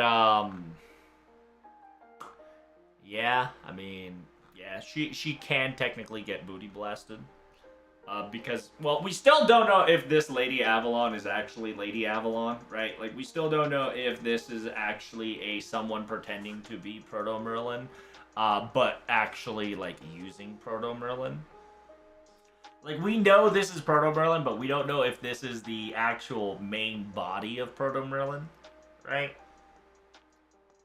That's what I'm trying to say, right? So, there could be a possibility that there is another original Saint Graph of Proto Merlin that's currently resides somewhere else in the world, and we're only seeing the avatar, right? AKA, like, the remote controller puppet, which is Lady Avalon. So, while I can say yes, when this one dies, yeah, right, when this one dies, it'll probably affect Lady Avalon permanently to some extent. It's still a mystery to this day that if this is actually her, right? Because she's a pretender. And if you look through the quote-unquote dialogues and circumstances, states the fact that she will not reveal her true identity. Why is she so eager to run away from King Arthur, who has traveled from another world? Even if it's true that she came from a paradise, there's no way she could be Merlin's younger sister. Even if you ask her directly, she will just smile and not answer the question. Perhaps. She can't answer the question herself. Maybe it's because the moment she answers it, she will turn into bubbles and disappear. Who is she? What is her true name? It is because of how she never talks about these topics. She was assigned a pretender class.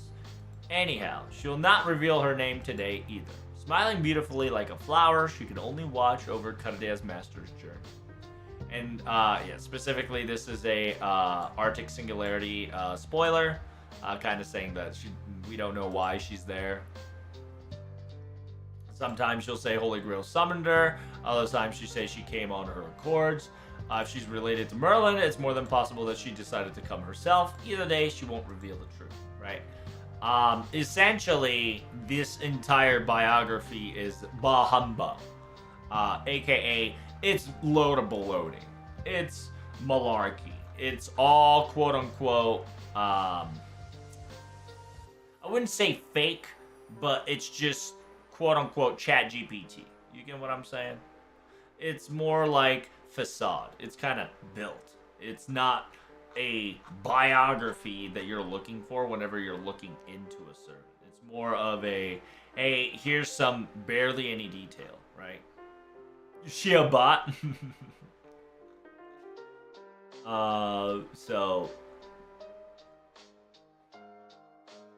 She could be a bot, but there's a possibility that she's actually a beast, right? And here's the theory from here on out. Merlin might actually be a beast.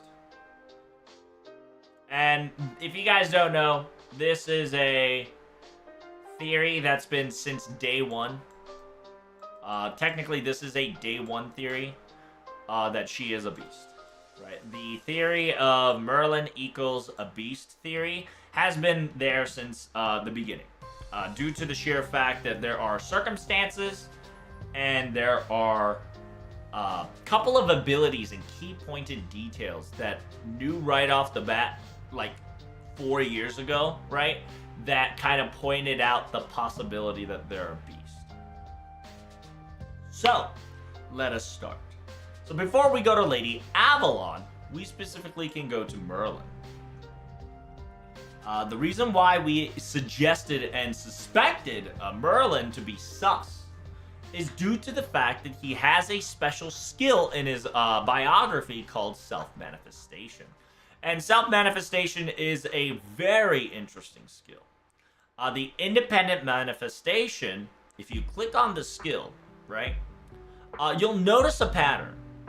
So if you click on the skill that says independent manifestation, and independent manifestation is for those who, perhaps owned by specific things, perhaps. There are some characters that are in common in every single one of these independent manifestations. If you keep looking, as you can clearly see from exhibit 1 through 4, right? From rank E, from Draco to Kiara to Swimsuit Kiara to Kama Avenger to Tiamat Alter Ego to Koyanska of the Light, Koyanska, aka Original Kama, and Rogue Shiki. Now, Rogue Shiki is a special case, and we can talk about that, but that'll take another 5 million hours, and it's a K&K circumstances, and simultaneously, the beast potential within her is still the same, but we'll move on from that, okay? And then question mark, and then Lady Avalon, whose manifestation is A. In technicality, if you read the independent manifestation skills, it says the following things. The ability to manifestate in the world on one's own. Merlin is not normally summoned as a heroic spirit.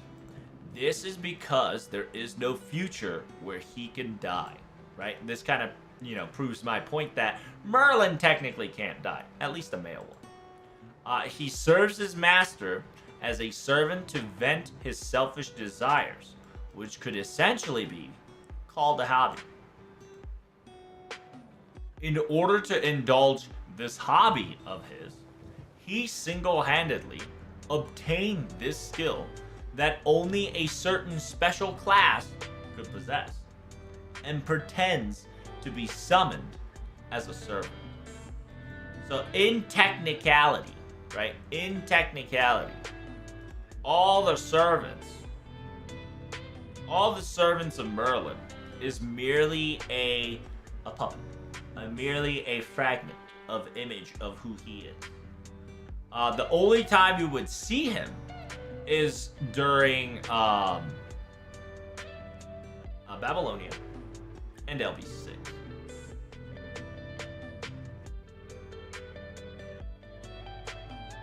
And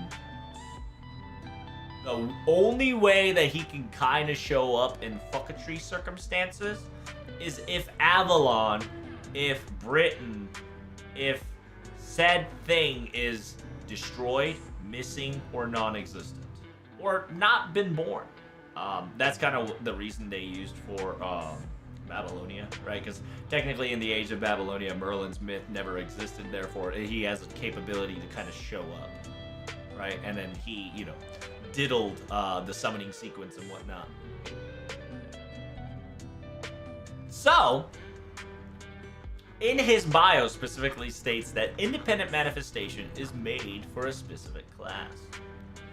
Now, I'm going to tell you that specific class is said to be obvious, of course.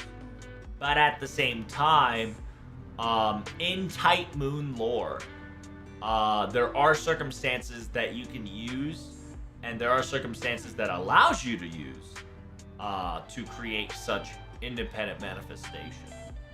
And understand that independent manifestation is a superior version of independent action. So if you guys don't know, you can immediately check independent actions, and independent action is the weaker version of independent manifestation.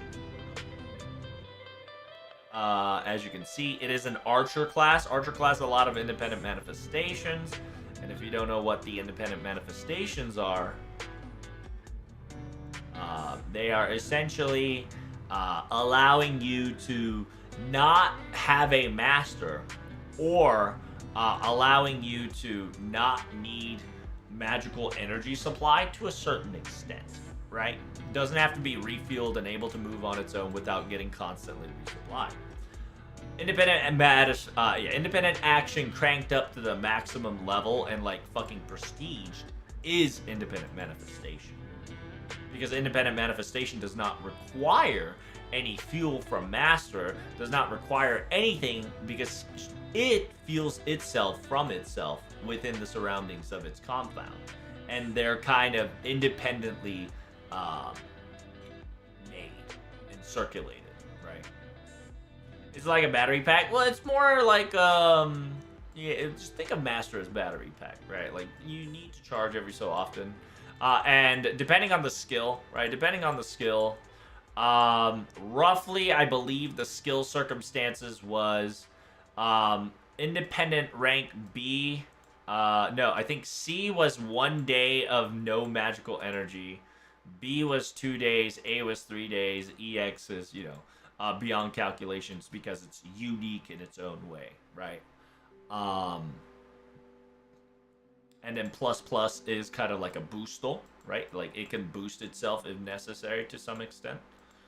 But just understand that that is just a mere theory, and that is just a mere calculation if you are on a super conservative, like, battery save mode, right? Like, you're trying not to use much mana. This can be proven by Unlimited Blade Works, due to the fact that Emiya pulled that shit off 24/7, due to the fact that Gilgamesh proves that extensively, to sheer fact that he is able to kind of just, survive, live among us, right? Who else became like a separate servant to an extent? I can't remember yet, but there's a couple of that.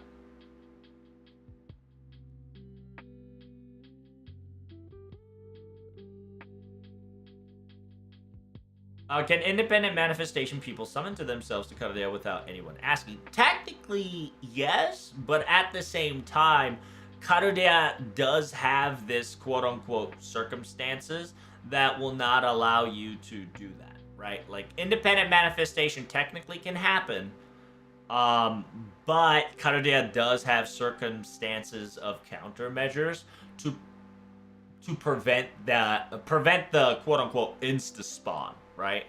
It's not perfect, and that can definitely be told during Draco, right? That can definitely be told during Draco's collab. But there are steps that Karadia always does take in order to prevent independent manifestation from popping up in Karadia or just, at a buttfuck nowhere near them. And remember, independent manifestation is technically it's a person, and the quote-unquote person around itself is self-circulating, right? Like, essentially, it doesn't need anything because it itself is a completely infinite energy cycle that's just a walking fucking calamity. It's not calamity because, calamity is a whole different title, but you get the gist. While like these independent people needs battery packs, aka connections to master or connection to a magic source every so often. Independent manifestation is essentially you can pop yourself there anytime they want, and it's funny too because they are essentially negate. You can't be insta killed, nor be affected by mental buffs a lot. Simultaneously, another fun fact about independent manifestation is it is unable to be affected by time shenanigans. This can actually be explained by a beast class specifically here. Your boy very first beast, aka Gotea, has a material specifically states what an independent manifestation is and what it is and what it can prevent. Right. Summoning EX, Clairvoyance EX, Apex, Gatia, Solomon, Aim, Gotair,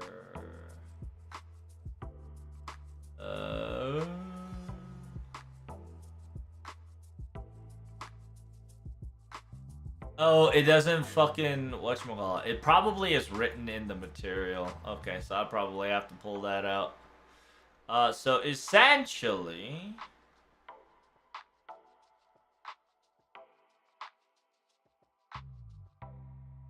it's not told in the biography. It's kind of told in material 3 of FGO. I don't know if I can pull that up right now. It might take a little while. Give me 1 second here. Let's see if I can pull my bullshit real quick. But yeah, essentially, independent manifestation is very intriguing because it's very powerful to the point that it doesn't get affected by a lot of powerful gimmicks in a way. Do I have it? Yes or no? That is the question, chat.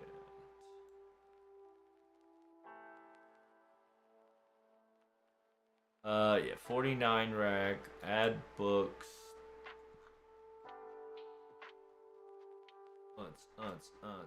Yeah, baby. Kadokawa? Yes, sir. Is it Kadokawa? No, it's like Type Moon, right? I just gotta look for Type Moon and shit. Ooh, my tummy do be rumbly, chat. Uh-oh, SpaghettiOs.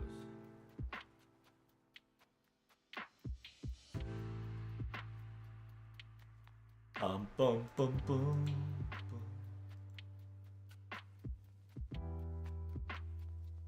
La la la la la la. Monster Comics, Young Ace. Is there no Type Moon? What's going on here? Type Moon Ace. Son of a bitch. It's not Type Moon Ace.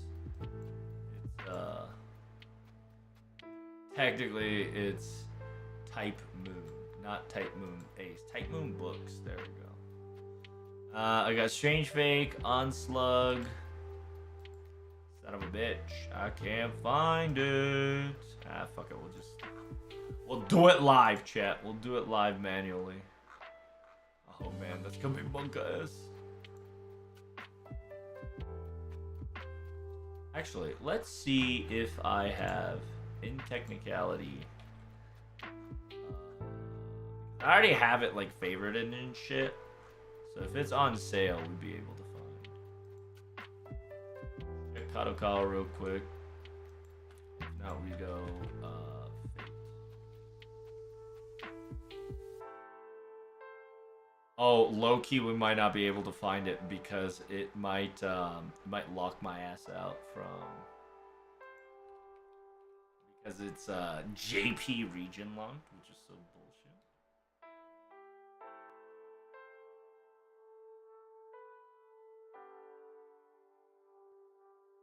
Bum, bum, bum.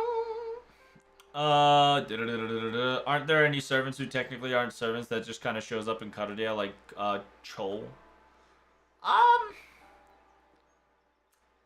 That's a different topic for another time, right? At the same time, if you want to talk about Cole, she's essentially a servant. Um, she is actually one of the few people that is alive, right? They're kind of like a living being, living humans, right? They're kind of a living humans, and specifically talks about.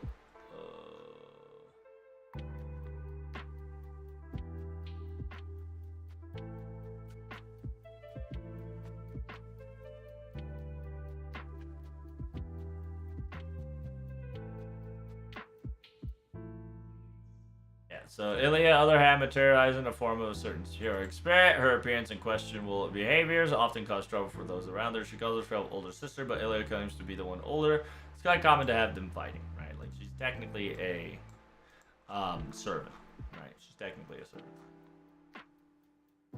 Da da da da da. She's not aware of the identity. Noble phantasm. Kissing freak. Only one way for. This is only for medical purpose. Don't get the wrong idea. I see.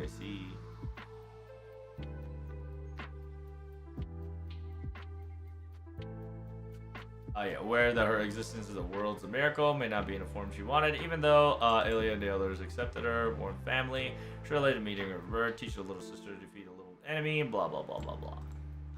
Right? Like there's a whole fucking shebang about this shit. And like I said, she's still independent action. She's not independent manifestation. She's still a servant. In the end, like it's completely different from Merlin. I mean, completely different from independent manifestation. Like the circumstances may be a little bit familiarity, but the capability of what they have done and what they could do is on a different dimension. Where the fuck, chat, is... Wow. It seems that I don't think I can get FGO materials then. I don't know why.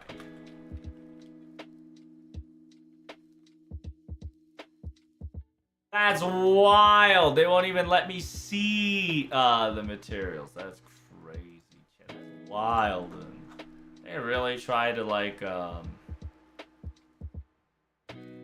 region block the shit out of us here.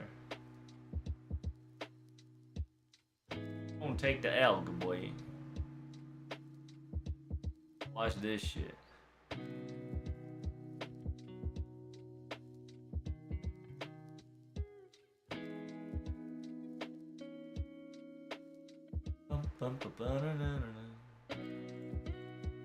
Ready?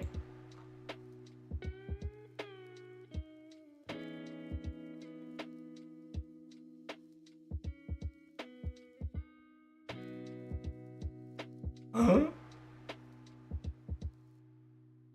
Oh.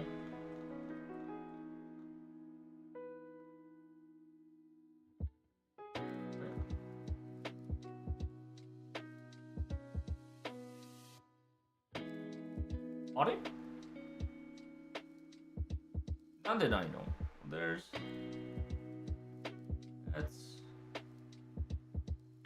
kind of weird. Wait, then where is it?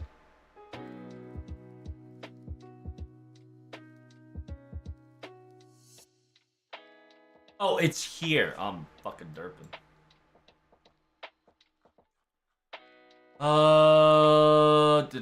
Yeah, it's also interesting that they took away FGO materials out of Tight Moon Comic Ace, which is very fascinating.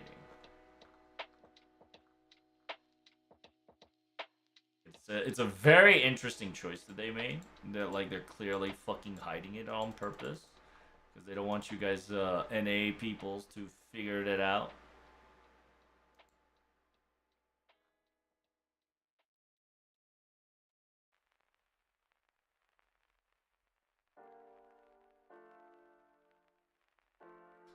So yeah, it's super difficult to try to access FGO materials. Wow. That's low-key annoying.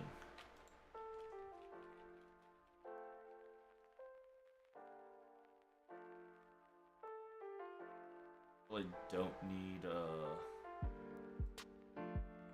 translation version.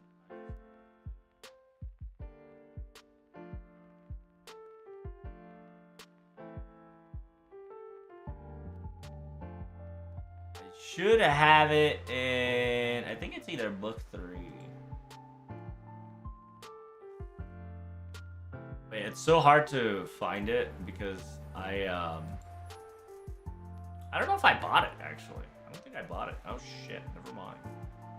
I don't think I've officially bought it because I'm waiting for it to be on sale. Oopsies. Oh well. I'll be right back though. Oh shoot, I gotta get the door. BRB chat. I gotta pee.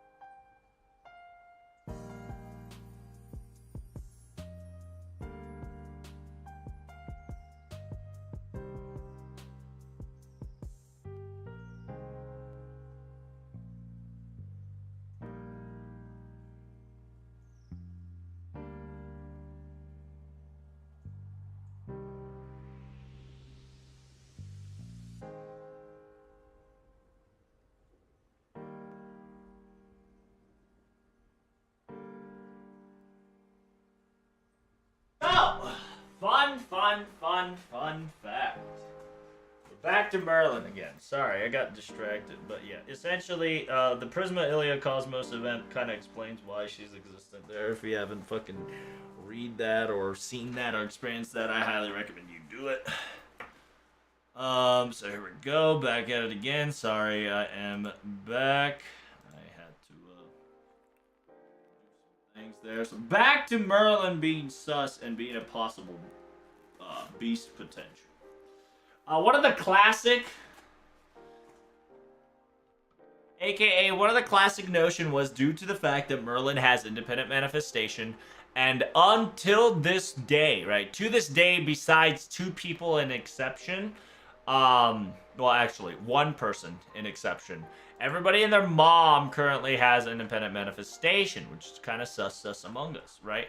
And specifically, if you've read the, if you read once again, the 3rd material about Gotea, there's specifically said independent manifestation exists in order to negate, said things in certain shenanigans, okay?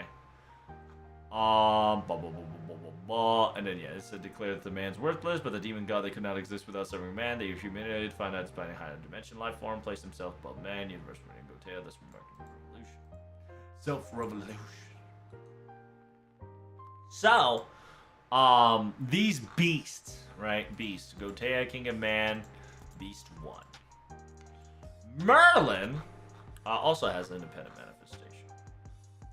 Not only Merlin has independent manifestation, Lady Avalon has independent manifestation. Lady Avalon has independent manifestation to the point that it's part of her passive skill. It's very impressive. It's very fascinating. And on top of that, independent manifestation A. It's a very high independent manifestation compared to Merlin Chan, where Merlin Chan is technically... no, it is A as well, yeah. So they got the self-manifestation part. But 1 is written, 1 is specifically part of her class. Like, it's kind of with her. But Merlin is not. It's a minor detail for sure. Just because it could have just been written in biography and then the updated version just added as a class tribute or passive skills. But here are a few following things. Merlin technically can't be a Grand. So in retrospect, he can't be a beast. I always think of it as 2 sides of the same coin, where each Grand can be a beast, and while each beast can be a Grand, to their own extent, of course, right? And mostly for all, the newest update, before the new in theory that I'm about to hit you guys with and whatnot, right? Is that Lady Avalon, aka another Merlin variant type, right? Has been called out by another beast specifically that stated that she is the enemy of the Earth, aka enemy of the planet. Draco, aka Beast 6, specifically calls her the beast of the planet. And the beast of the planet is a very powerful wording that a fellow beast would say, right? Because you don't throw the terminology of beast of the planet willy-nilly. You just don't say those shit without actually having means to it, right? And here's the reason why Draco specifically states why Lady Avalon, or aka Proto-Merlin, is the beast of the planet. So, the reason why is because of the infinity effect that we talked about earlier, right? Merlin wants a happy ending. While I will tell you that OG Merlin might be a little sus, Lady Avalon is much more sussier than the OG Merlin at the moment. However, he is also guilty for some of the biggest crimes that were probably going to be talked about during Ordeal Call 2, if not later down the line. And we're starting with Lady Avalon, okay? The reason why Lady Avalon is quote-unquote called and claimed to be Planet of the Beast is because she wants infinity. She wants a never-ending story. She wants a story that never ends. Well, that's actually very bad. Because infinity is essentially, is not good. Because infinity never happens, right? Infinity can't happen. Forever and ever is something that cannot be achieved by humanity or the earth itself. Because everything has an ending, right? Everything has an ending. No matter what you say or what you do. If you don't know, everything has an ending. Every start has a finish, right? It's always the journey that's made it very important. But while Merlin respects that, Proto-Merlin doesn't. As long as she is entertained forevermore, she will do her very best to entertain forevermore. That's kind of the reason why one of the victims to this is Proto-Saber. Proto-Saber, in actuality, is kind of captive to Proto-Merlin in a weird way, right? Like, he's trying to do his job, but at the same time, Proto-Merlin is making it impossible to achieve his job. Due to the fact that Proto-Merlin is trying to find Beast 6. Because LNR, most likely Beast 3 and Beast 3R and Beast 3L, Rapus and Rapture, is now manifested on FGO, aka the mobile game, right? He is now figuring out where G and S is. If you don't know what G and S are, essentially it is specifically talking about the independent manifestation of a beast that is Draco, Sodom, and quote-unquote something else, Gomorrah. Because, you know, Sodom and Gomorrah, the circumstances as follows. Right? Because Sodom's beast, Draco, and what follows Sodom beast is Draco. And what happens is Gomorrah is the G. Because we know that there is Beast S and then there's Beast G. And they're both in the number of 6. And currently, Proto-Arthur's mission is to fight this thing. Is to clean it up. To finish his job once and for all. Because once he's done, he's going to Avalon. And kind of, you know, take a rest. You know, like GG, easy, lay down my arms. And go to Avalon and, you know, have a good time.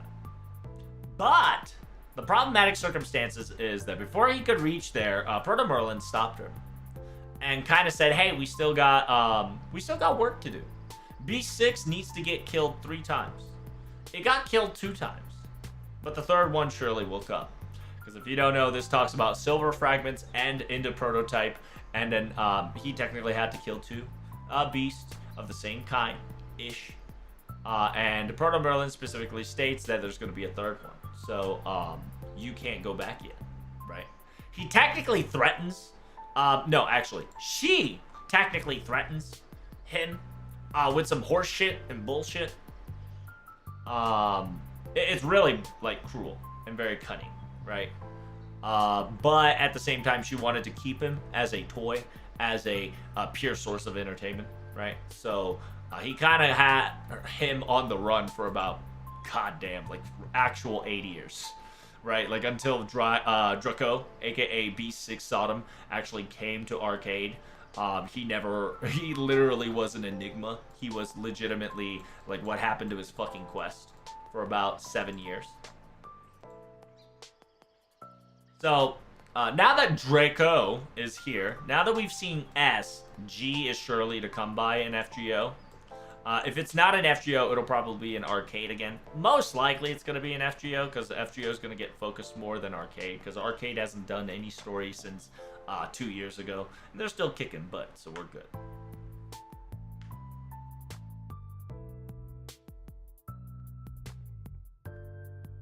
Koyan Dark doesn't need independent manifestation because she technically is a foreign being. So yeah, kind of give you a TLDR on...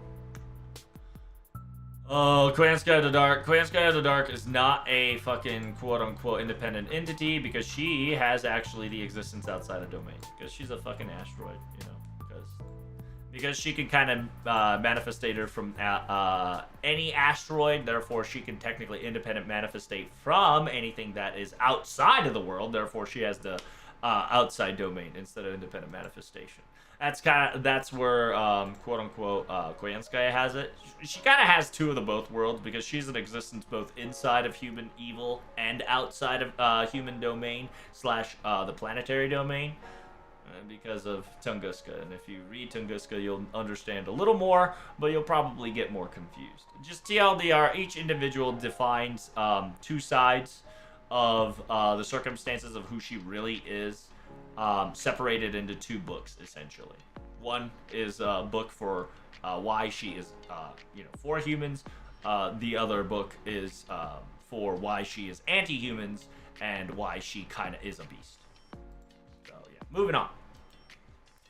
Going back to Lady Avalon and Merlin. These two, most likely her.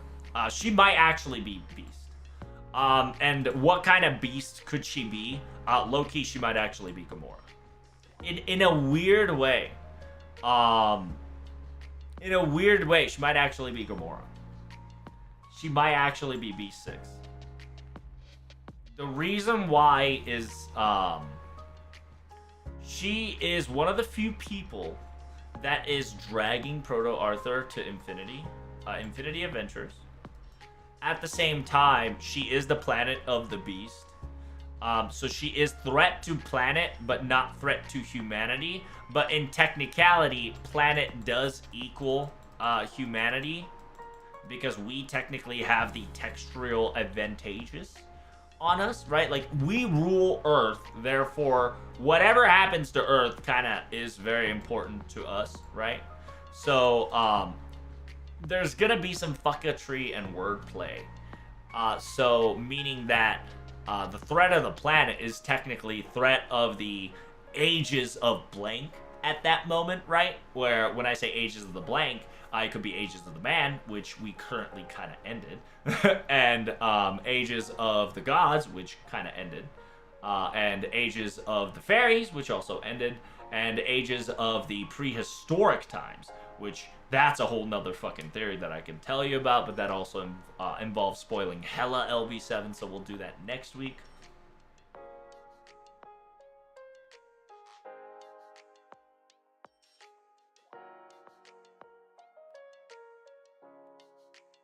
Because, also, as a reminder that she is heartless, she is cold, she is very calculative, and she's a sneaky little cunt. It's true, right? Like, she'll specifically says it right there. She lacks emotions, appearing as she is observing the world to providence from a distance can make her demeanor appear look like that of a composed sage or cold-hearted mage, depending on the individual.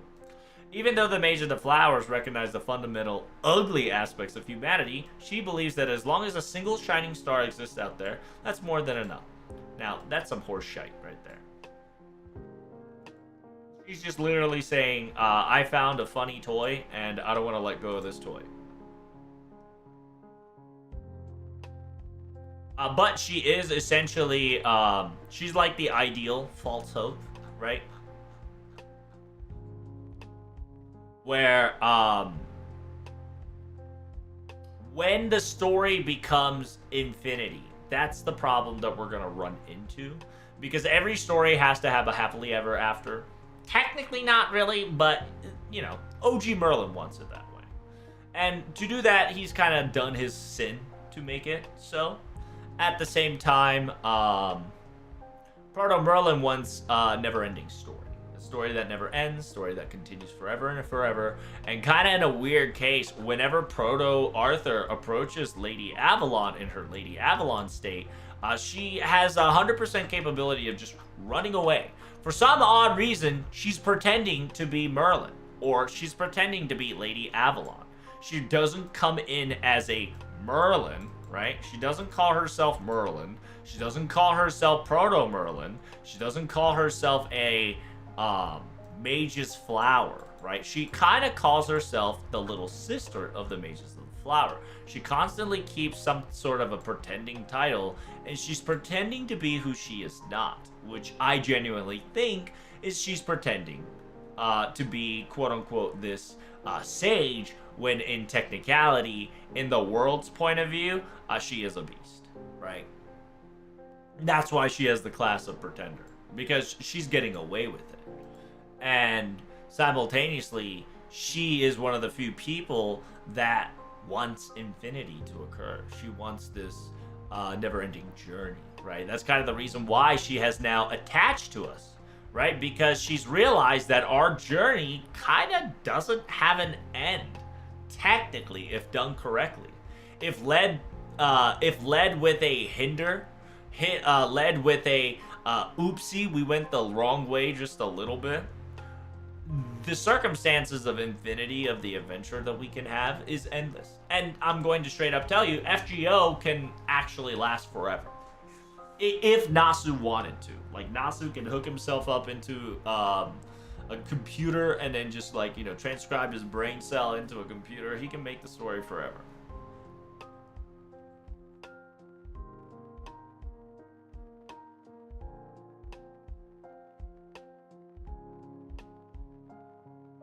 And the thing also be the case is that if Merlin is a beast, I don't think we can use Merlin anymore. That's also, it's kind of a IRL problem, right? It's an IRL problem, and we're probably going to see, instead of, if the OG Merlin was supposed to be a beast, it'll probably get reverted to Lady Avalon due to the fact that the voice actor had a Teehee EXD circumstances in IRL, and let's just say he's in the shadow right now. The voice actor of Merlin is in Shadow Realms currently to this day, so I don't think we're going to get additional voice lines from him to an extent, right? So if the beast potentiality is actually in Ladies Avalon, which ironically is voiced by Miss Kawasumi, which is technically voiced by the OG Sabers, aka Saber Faces and whatnot. IRL NPC jail, pretty much. What happened to the VA? I don't want to talk about it too much. I highly just recommend just typing his Sakurai Takahiro allegations, or Sakurai Takahiro what happened, right? You Google that shit and you'll find out real quick, okay? Try not to type it in chat due to the sheer fact that well, they can't see chat, so try not to talk about it too much of it in chat, because I don't want to talk about it. Because also I'm trying to put this on YouTube, right? So we don't want to get some risque shenanigans. But technically what Lord Roku has written is correct. So it is what it is. It's a lot more messed up than that, but that's the TLDR.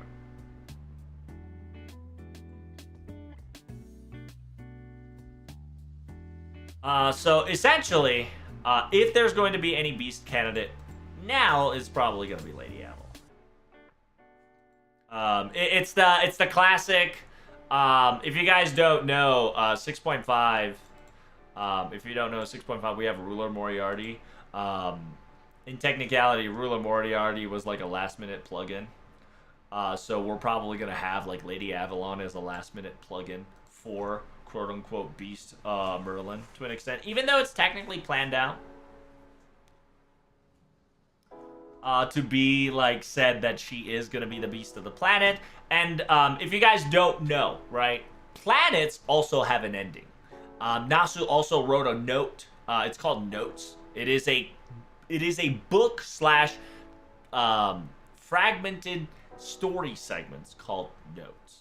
Okay, and Notes is a fictional story that Nasu wrote way back in the day. It's kind of his manifesto that he kind of follows in the back of his mind. And in Notes, they specifically tell you that each of the planets have an ending. Each planet technically has the end. Each planet has can wither away and just kind of go to eternal slumber, right? Instead of like dying, the planet, once it's all done, they kind of go to eternal slumber.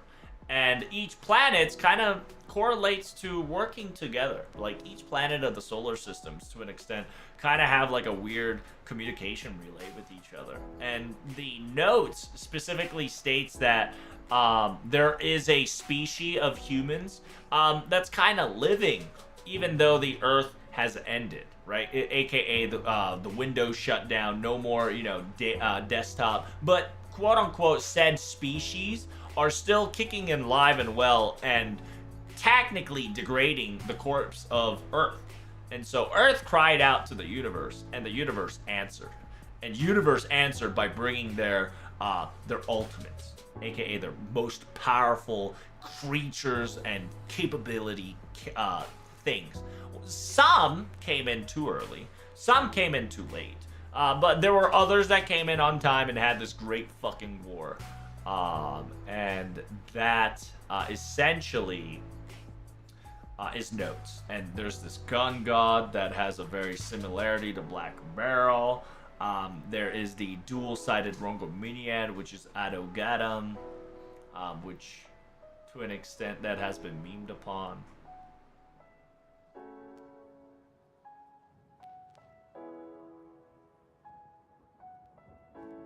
It's that one time that a lot of things went wrong. That is correct.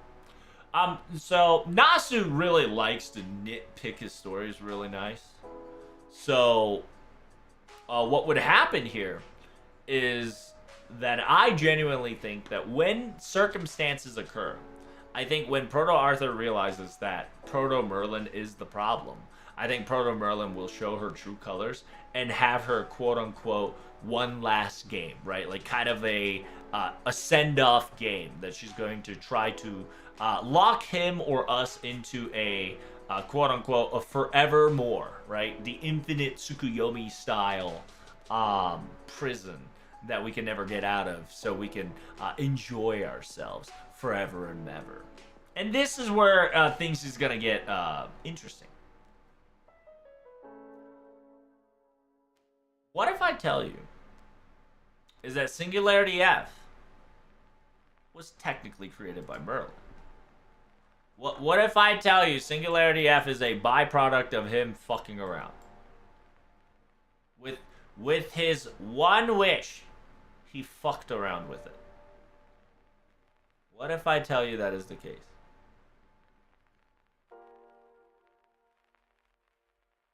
Now let me explain. So, of all the events,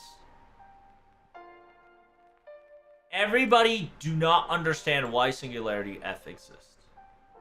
If you've been through Season 1, we don't know why Singularity F exists. If you've been through Season 2, we actually don't know why Singularity F exists. All we know is that, aka, the person who is responsible for Season 1,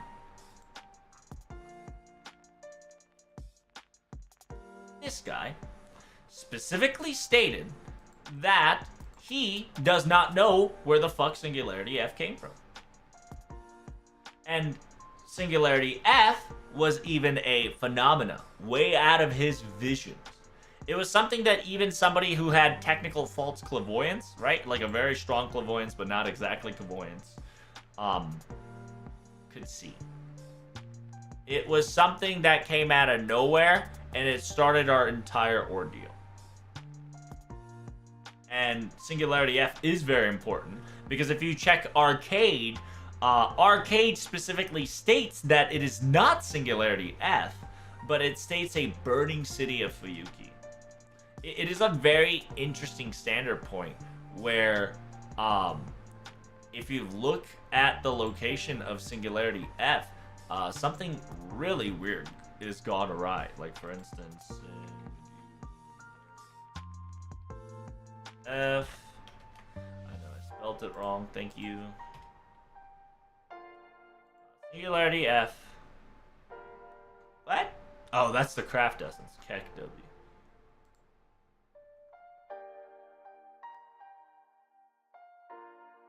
That's actually important. Let me get that. Yeah. Final Singularity, Enigmatic Singularity, escapes from Baker Street, Enigmatic Singularity, Kella, Enemy, Street Face. Where the fuck is Singularity 1? Like, what the hell? Fuyuki. Yeah, I guess it's called Fuyuki in the, whatchamacallit. So, in here, chat, this is an Arcade Craft Essence. Arcade Craft Essence specifically states Singularity 1, and this is where, interestingly enough, OG Medusa and Caster Ku is there. It's kind of strange, because in Singularity F, technically, we never seen a Rider Medusa. But I digress. It says burning city, a grand order that long journey searched in the Holy Grail. Everything begins here.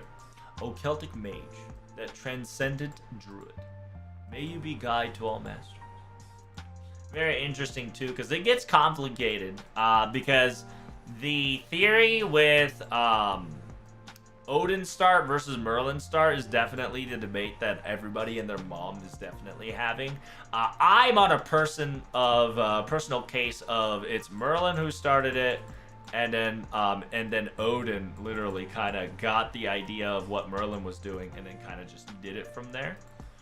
And so essentially, Singularity F in mobile, right, is specifically stated that it's called Flame Contaminated City Fuyuki. Okay? Very understand these circumstances. It is called Singularity F, Flame Contaminated City Fuyuki. It's very important that it specifically writes it like that. It is a flame contaminated city. It is a city that is specifically contaminated by something. We don't know exactly why, right? We don't know what it is. We don't know why that is. Then if you go to, let me go to Fate Wiki real quick. Fate Wiki, blah blah boy, and then you type in quote unquote arcade, and then you go to FGO arcade, and then talk about the very first story, right? The very first story is called Flame Contaminated City. Flame Contaminated City. No, it's not. It's oh, yes. So yeah, in arcade chat. Arcade never mentions this city. It specifically says flamed contaminated city. That's it. In arcade, it never once mentions Fuyuki. And then they specifically says Leonardo is in charge of the command center, but in the mobile, Romani Akaman is in charge of the command center. Then Demon God Living Being does not recognize demons or associated with anything called Solomon. They're called Demon God Pillars due to the demon pillar-like shape. Part of a magical recognized ritual associated with Solomon, right? And there is the differentiations, right, between arcade and Karodea. And in arcade, arcade refers FGO mobile as Karodea from far away, which is very interesting because Lion King also visits, aka Lancer Lartoria. Lancer Lartoria visits not only arcade but also mobile, which is very fascinating. And what happens here, in the very important part, is that Singularity F and Singularity F Fuyuki are technically two different beings. Because Singularity F is merely a carbon copy, right? Because if you don't know arcade, everything all the way up to Elsam and Babylon, right? Instead of Babylonia, is essentially a carbon copy to get the Draco's entertainment, right? Like, remember, fun fact, Draco was trying to spice up humanity a little bit in her own ways and eat them up, right? In one last gulp. Yum yum delicious, likey, right? So she kind of created a carbon copy of the entire Singularity besides Eretosarmu and Babylon. And so Fuyuki Contaminated City F is a FGO exclusive. This Singularity itself is a FGO exclusive. And it's a very intriguing circumstances because the character that comes out in this story that is very main character is as follows. It's Artoria Pendragon Alter and Casterku. And then if you look at the area map of Fuyuki, you can clearly see some circumstances happen in certain places and certain things.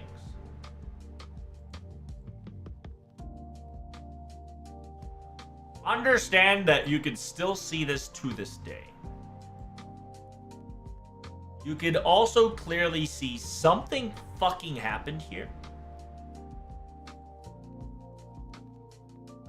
At the same time, something also happened here. And the important part is as follows. Cave, Eisenburn, Tosaka residence, Big Bridge, Harbor, Port.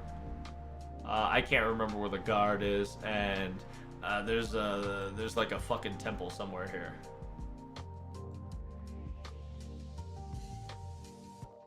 So we don't know what exactly happened here. But all we know is that it's surrounded by a mystery cloud, right? It's surrounded by something that creates a barrier, aka a singularity circumstances. And B, there's a mysterious hole here that has been created that decimated, by the way. This is a decimated thing. Something fucking booty blasted right here. Something almost like a pillar, right? Looks like a pillar was kind of there. Very fascinating because something that is in the residence of Tosaka is now in craters, right? It's shape of a pillar, like it's almost something was there. And in a very fascinating way, there's a 2 stories to read Singularity F. You can read it the game version, or you can TLDR it with anime version. The anime version said specifically as the following. When everything was over, Saber was the first one to stand up and start the war again. And anything got touched by the Saber rose up and became its ally to an extent, right? And that's the very fascinating part. Because there is a Holy Grail War that occurred in Fuyuki. In the FGO official timeline lore that we know of. Our timeline suggested that we only had one Holy Grail War. That is the FGO timeline. So don't get it fucking twisted. So follow up. FGO timeline specifically states that we only had one Holy Grail War, and that was the Marus Betis. And I'm really glad that you mentioned Necromancer Artoria, right? In a weird way, that is the case. Because Nasu has officially confirmed that Salter, aka Artoria Altar, this has nothing to do with the Grail Mud.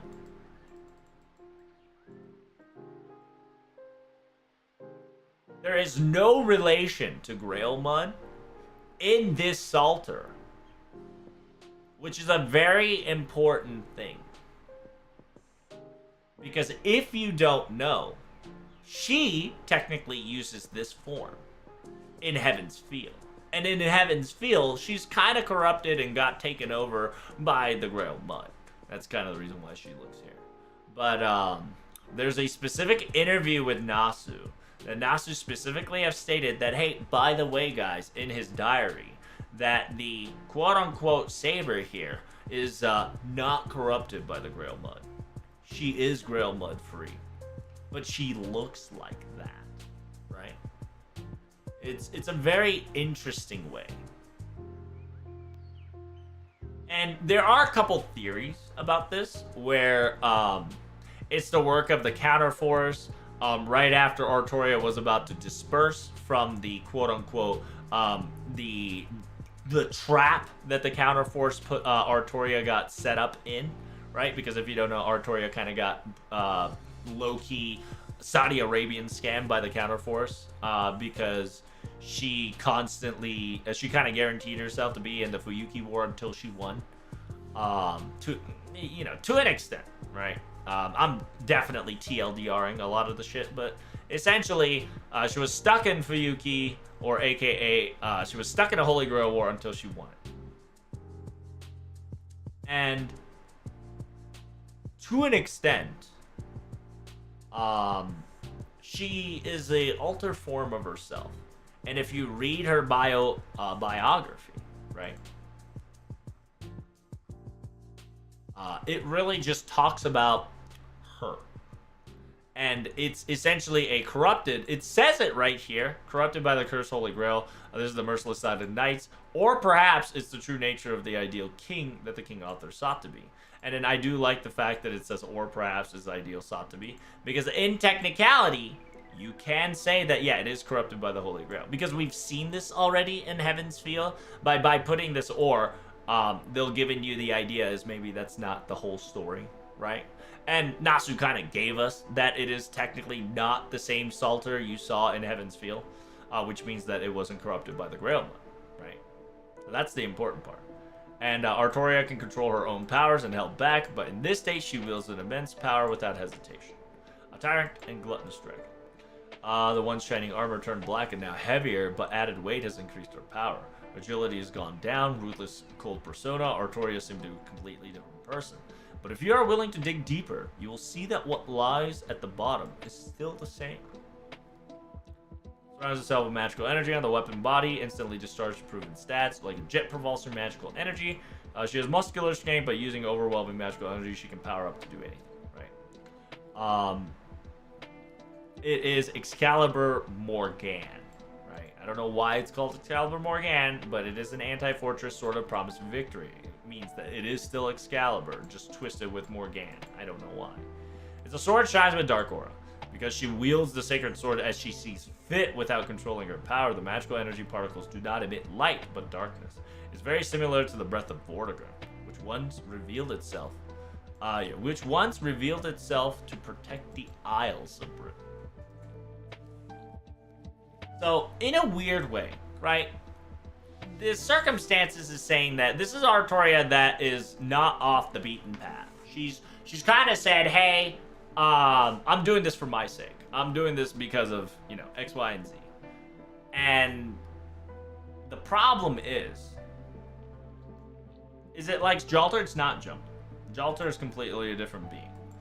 But the possibility of original Psalter, original Artoria, turning into a Psalter is actually now a confirmation. Due to the sheer fact that if you haven't seen the trailer for, if you haven't seen the trailer for part 1, part 1, you saw Archer. Part 2 of the season 2 trailer saw Psalter kind of in her OG form, and she was slowly getting corrupted. Like, I genuinely think the animation format is OG Saber now accepting her duty as a corrupted Psalter, aka changing themselves to a certain extent to kind of defy certain things, right? And LB7 proved us to a certain thing that if you try hard enough, altercation form can be achieved to an extent, but they have to be in a location that is very suitable, very promising. That's very nostalgic, if not very emotionally attached to an extent. And circumstances can definitely differ. And one of the few things that Merlin can also do, right, is create heroes. So what if I told you that Merlin had to do something with creation of aka Salter. What if Merlin was one of the person who triggered the salterification by giving Artoria a chance, right? Because understand that servants can turn alter to an extent if they wanted to some decent degree. It's easier to do it with the help of someone else. And who is not better than a person who can create heroes but Merlin himself.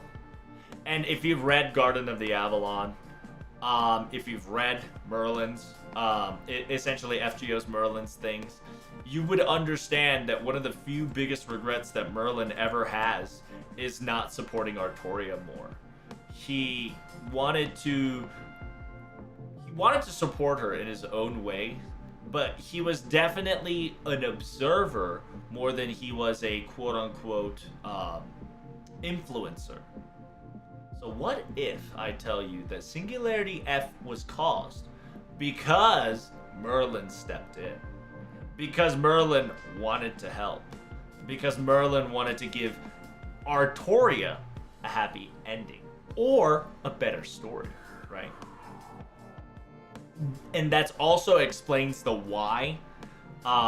Salter knew Karurea already. If you don't know, Salter, for some odd reason, exactly knew the sequences of Fate Grand Order. And when she mentions that, Olga Murray noticed and be like, how did you know this? Right?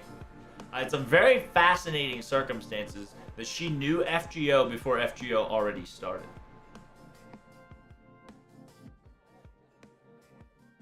And because of that, that's also kind of the reason that Merlin might get target for, like, not really executions, but answer for his crimes, right? Because in order for him to, quote-unquote, arrive to Fuyuki, is to technically contaminate Fuyuki. Because if you don't contaminate Fuyuki, if it's a regular Fuyuki, right, chat, there is the technical time-abiding circumstances that Merlin has to follow that he cannot interject. You get what I mean? If it literally just said Burning City of Fuyuki, Merlin technically cannot interject in there. But this entire place, if you read the beginning of the game, specifically stated that it was so high in magical density that a regular person can technically just pop or knock the fuck out in an instant. And in the current Christmas lotto, we've also realized our OG Mystic code was low-key rigged in a weird way. Because it was a pre-worn clothing that kind of had customization minorly built. Okay? And because of what Nemo fucking pulled off, Karudeus, aka the announcer, which we can also talk about that next week, recognized us at the very beginning of the game as a senior, as a veteran. Because the Mystic code that we wore for the very first time to take the test was the exact same Mystic code that we fucking wore in order to, it's essentially the quote-unquote modern Season 2, not Arctic combat suit, but a already worn out, what's the word? Already worn out combat suit that kind of got reset at its original settings. It's a weird thing because he gave us a, he essentially resetted the level 1 Mystic code and then sent it back in time. But at the same time, my boy Nemo also brought back a very valuable, insignificant gift. And that was a surgical glove. It was just a surgical gloves. Surgical gloves that you can find anywhere. specifically anywhere, everywhere. It's, used for medical purposes.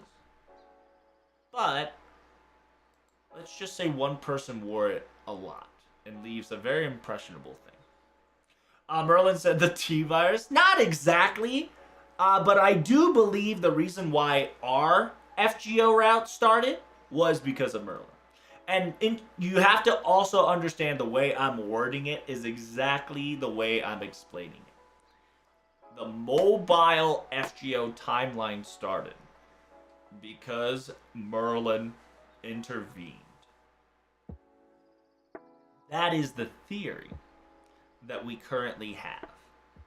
Because Merlin gave OG Artoria a chance, and OG Artoria took it, turned herself into Salter, and tried to prevent FGO Part 2 from happening.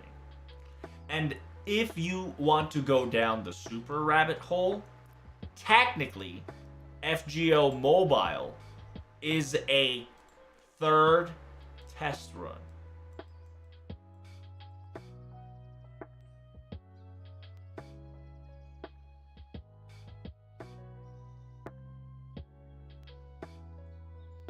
FGO Mobile is a third test run. Yes, sir. Well, technically, I lied. It's technically second test run. After Season 2, we're technically on the outside of the third test run. Which is a very interesting thing to talk about, for sure. Because remember, Merlin has the capability to watch every presence at every time to an existence. His quote-unquote clairvoyance is a very powerful clairvoyance. And his very powerful clairvoyance is that he can practically see everything that's happening now. Right? And he'll probably has a...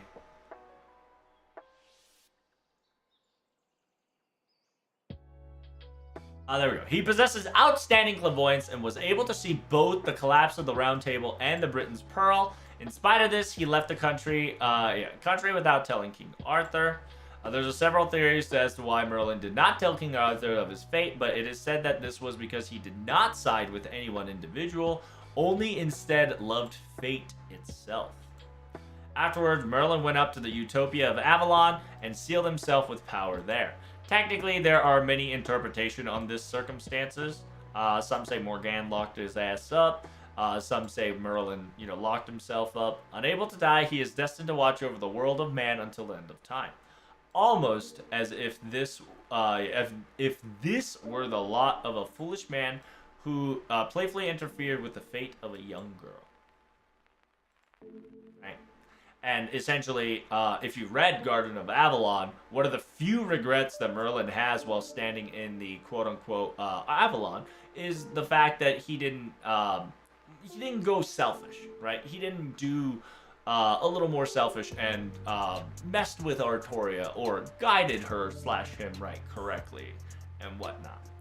That was one of his few regrets before the drama CD kind of ends to an extent. Where he's just like, yeah, if I have another chance, I'd definitely help her out, right?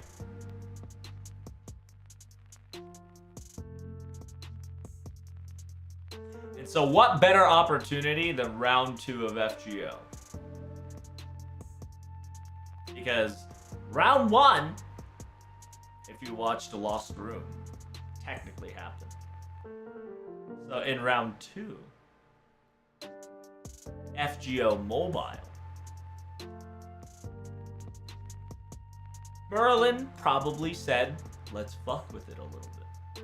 And also understand that, I don't know if it was Ishtar's interlude. It's either Ishtar's interlude or, I believe it's Angra Mainyu.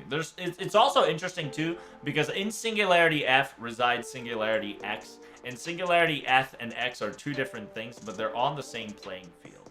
So, in an interesting way, while I believe F and X are very similar, I believe it's other way around, that at first, X existed, And then after X dissipated, F popped up. And if you guys have already noticed, singularities can happen through lost belts, and lost belts can happen through singularities. That is essentially the Gouda, right? Gouda 7 that you guys just experienced. That's simultaneously LB6, explaining the sheer fact that even if the lost belt is dead, circumstances of singularity still can exist. And 5.5, through a singularity, a quote-unquote semi-lost belt can be constructed to make matters worse. Who wiped out humanity in Fuyuki? Is it Salter? Now that's a good question, right? We don't know. Who knows? Some people say it's Arash. My big dick theory is that Arash low-key sacrificed himself in order to destroy Fuyuki. At least a Fuyuki lost belt, because if you don't know Stella's a very powerful noble phantasm. It legitimately rivals Rongominiad to an extent, right? Not like to a dimensional fraction degree, but just as a very powerful noble phantasm extent. Gouda 6 was what NA just experienced. Oh, sorry. Yeah, I meant Gouda 6, not Gouda 7. Sorry. But at the same time, Gouda 7 will also experience a very similar circumstances where even though the singularity was done, it still continued. Right? It's the essential aftermath circumstances. And you'll learn down the line that some singularities, if you don't clear it, and if you fucked around with it too much, it actually can still be ablazed as long as something wants to fuck it up. And if they can stay in this under the radar until like a certain things appear, they can kind of be incognito in the eyes of Shiba. They can be incognito in the eyes of Torais Hermes. It's a very interesting factual thing that you guys are starting to learn during this year's event, which will be very cool, and I hope you guys enjoy it. I've seen Grail the Rash is pretty powerful. Yeah, I know. I have a level 120 Rash, so it is what it is. I love my boy. Arash almost saved us from Fuyuki Rabbit Hole. Technically, he did, right? But at the same time, it's also very interesting, right? The reason why I say the possibility of Arash being our quote-unquote savior of Fuyuki is due to the fact that protagonists already have a pre-poisoned resistant to an extent, which is very interesting. But at the same time, this is explained by this is kind of explained by the sheer fact of Christmas, the fact that the Mystic Code kind of had a anti-resistant poison shenanigans on top of everything else. But Protag having a natural poison resistant is kind of sus. And one of the only servants that has a specific anti-poison resistance is Arash. Right? We don't know for sure, but the speculation is definitely that, right? At the same time, Arash should not be low-key. The lore of Arash should be very powerful. It's so powerful that even Ozymandias fucking respects him. Okay, you gotta understand how crazy that fucking sounds. To the sheer fact that Ozymandias respects a fucking mere human being as, a bro, right? Ozymandias, the cocky motherfucker that self-proclaims himself as a god of the sun, the king of pharaohs,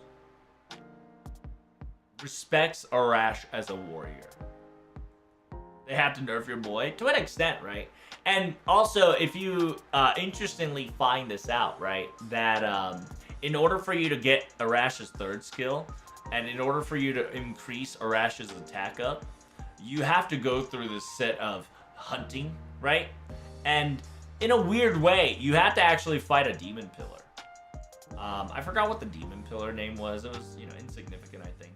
But the sheer fact that in order for you to unlock one of his skills was to just legitimately kill a demon pillar is kind of sus. And that's kind of like the early game hint right? Maybe this Rin of the Fuyuki is maybe a Rin that was fused with Ishtar. No, that might not be the speculation to be the case, but the possibility is there, right? All you need to know for now is that the Tosaka fucking residence is booty blasted specifically, right? It's fucking asunder, right? Like, it's almost as if a demonic pillar, if not a lost belt, was kind of there at that specific residence, right? Creating this whole cascade of horseshite. And if you've noticed, there's a lot of Saber faces, but not a lot of Rin faces.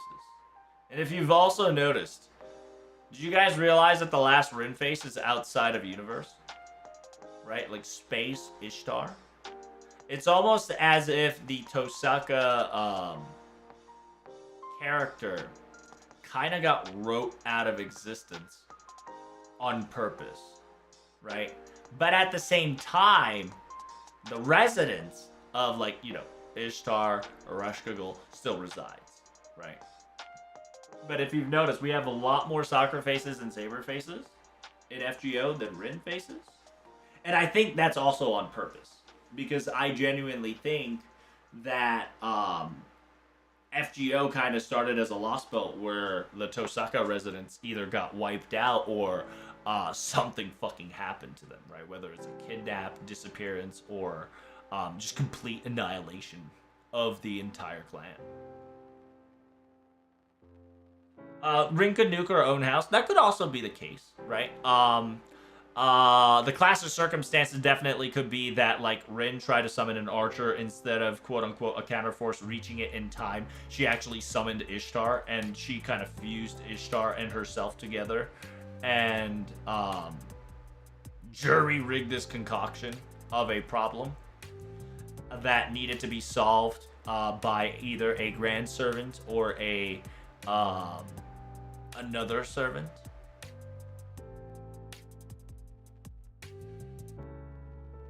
Right, it's a weird thing that you say she nuked her own house, but where's the proof or any sign of that? You know what I'm saying? There is a clear, like, a line of either arrow hitting, if not an Excalibur outcast. There's also clearly a burning signal here and there that kind of had, like, an intensive war. The main city is on fucking pure chaos. And the temple looks undamaged.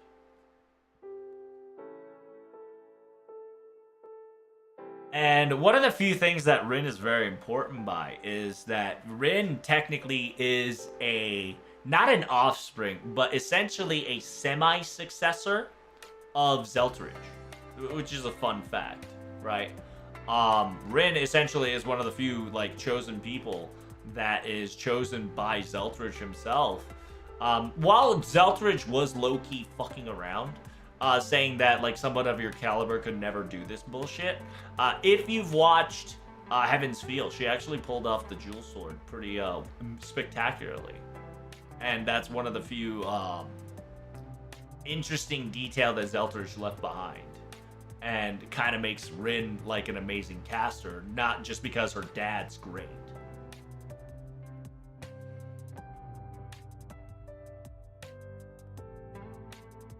They say that the possibility of Rin kind of nuked her timeline in the Hollow Actria could Fuyuki be burned by the second magic. That could be a possibility, right? And then in an interesting state that you just mentioned, right? That this could be somebody's dream. Then if that's the case, right?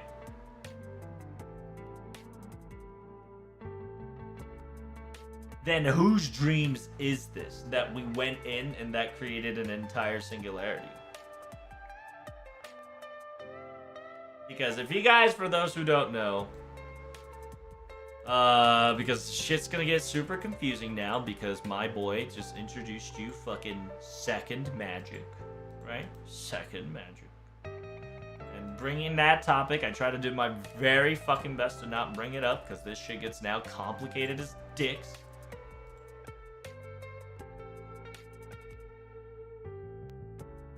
because the second magic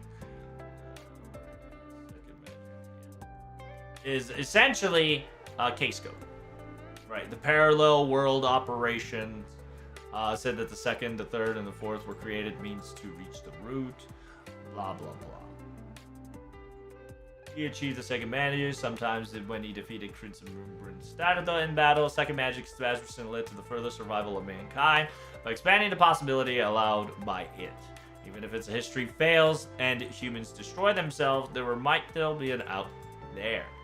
This concept granted hope to the planet, which had been in the process of losing its dreams. Losing its dreams is losing its hope, essentially. It says the full extent of the second magic's capability are currently unknown. Nobody knows except Zeltridge. And even Zeltridge fucking straight up tells you. But its domains in the operation of the parallel worlds is definitely certain, which allows one to observe and interact with the parallel worlds. Zeltridge used it frequently to travel through parallel worlds and timelines. Second magic rewrites the world itself. Sounds like FGO to an extent. And then revising the records and rewriting of the events also falls underneath its domain. The concept of time travel is possible through the use of the second magic.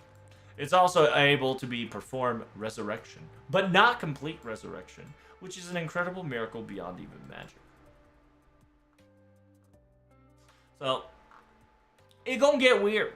But at the same time, FGO low-key is kind of a catalyst manifestation of second magic. It really is, right? You say Fuyuki could be burned by second magic. It definitely could be.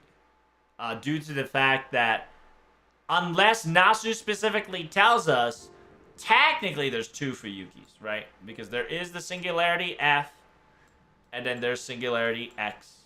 And if you're talking about Angra, it's Singularity X. Angra also has a Singularity F that is technically called Singularity X, which, if you guys don't know what X is a variable, right? Variable. Is it a constant variable? No, it's a variable. And he specifically says, hey, come back to this place once your season 1 is done, right? And funny thing enough, Morgan in LB6 specifically says, go back where you came from. Start with your origin. Go look into the past. Specifically stating that Fuyuki was sus all along. Singularity F is sus. Because now we already know that Singularity X also exists. And then on top of that, Singularity F's timeline is completely different than Singularity X. And FGO's timeline, right, is completely different from Type Moon timeline. Almost as affected by second magic.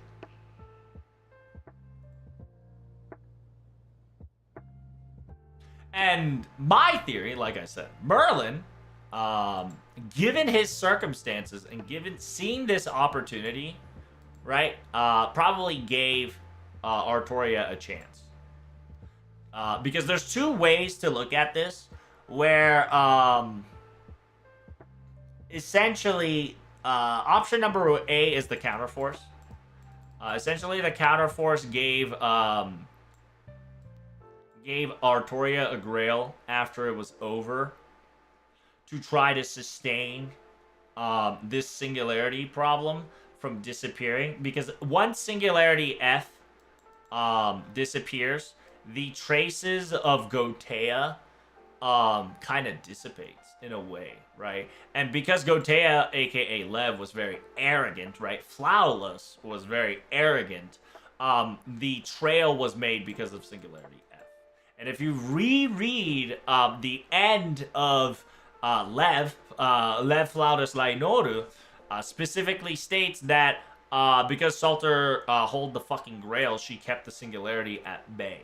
Meaning that the Holy Grail was not provided to her by Gotea, but it was provided by somebody else. We don't know who provided Salter with the Holy Grail to stabilize Singularity F to this day. Like I said, option is A, Merlin, because why the fuck not? B,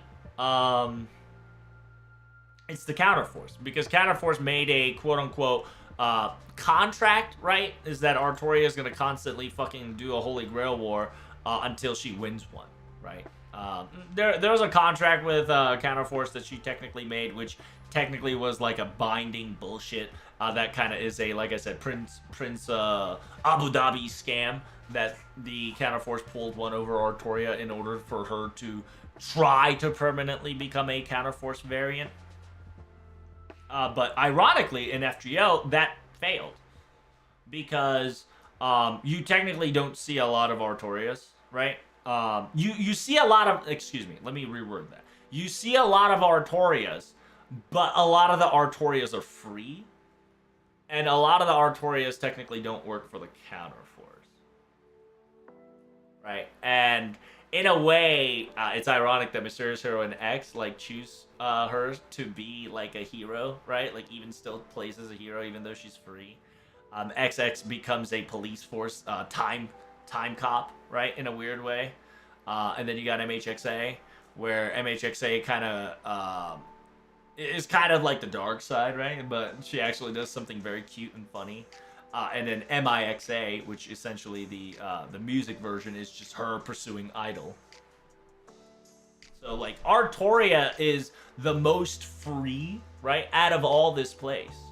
And in a weird way, one of the only few people that wish Artoria to have more of a free will and a free time and want to push that is OG Merlin.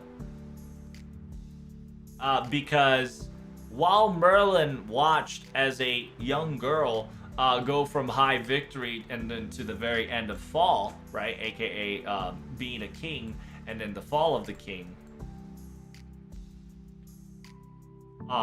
Merlin, in his real lifetime, did not want to intervene, right? And I'm going to tell you straight up, this is not canon. This is just my theory, right? And I genuinely think FGO is a second magic simulation that is now became the new texture by the fourth magic. That essentially became the new history, right? And it's very complicated, right? Very complicated, very fucking wild. And be like, Troubs, why the fuck do you mention second magic again? Why the fuck do you mention fourth magic? Nobody knows fourth magic. But in technicality, fourth magic could be a texture disposal, right? Texture overlapping, because now we know that there is a way to overlay certain things on top of each other. And people are starting to finally figuring out that each layer represents ages, right? Instead of going inside of Earth or outside of Earth, they're going essentially a part of Earth. So like Hollow Theory is back at it again and whatnot and whatnot. And Agartha is a very important part of it, because in technicality, it's not the inside of Earth that's important. It's the exterior layer that was previously the era of each individual eras, like the era of the gods, now eras of the humans, now eras of the question mark, because now we've got quote-unquote new humans because of the circumstances at bay. Sorry, went on a tangent. You guys don't know what I'm talking about. Going back, reeling it back to why Merlin could definitely be a beast due to the sheer fact that he broke his rules, and at the same time, he kind of did it for not only his sake and our sake, but for Artoria's sake too. Because this, just like Odin, is one of the few times you could see Artoria kind of like happy-go-lucky and enjoy not only one variant of herself, but many variants of herself. Kind of have a fun time instead of the unfortunate tragic that she kind of had in an IRL. And that's the circumstances that happens that if you watch Caster Ku's interlude, Skadi's recent interludes, right, specifically states that Skadi cast her love towards Odin, but specifically gets kind of stopped by Ku Caster there. Saying that, yeah, the reason why he did all this shit is because in the world he fucking realized that there was a happier history of you eating ice cream, smiling, enjoying the circumstances of at the moment, right? And in a weird way, Arctic Carodea is kind of like a flower. Arctic Carodea is kind of like a dream that Odin foresaw. that Scuddy, that he wanted Scuddy to enjoy, which is very interesting. Merlin would definitely be a very enemy that is very scary. He is smart. Well, also, simultaneously, fun fact about this too, right? The reason why I bring this circumstances up is that whenever you play the event, right? Specifically, the recent event. If you don't know, the recent event we certainly had, that is a quote-unquote Christmas, the right here that says Merry Christmas in the Snowy Fields, 7 days and 8 years of Snow Carol, right?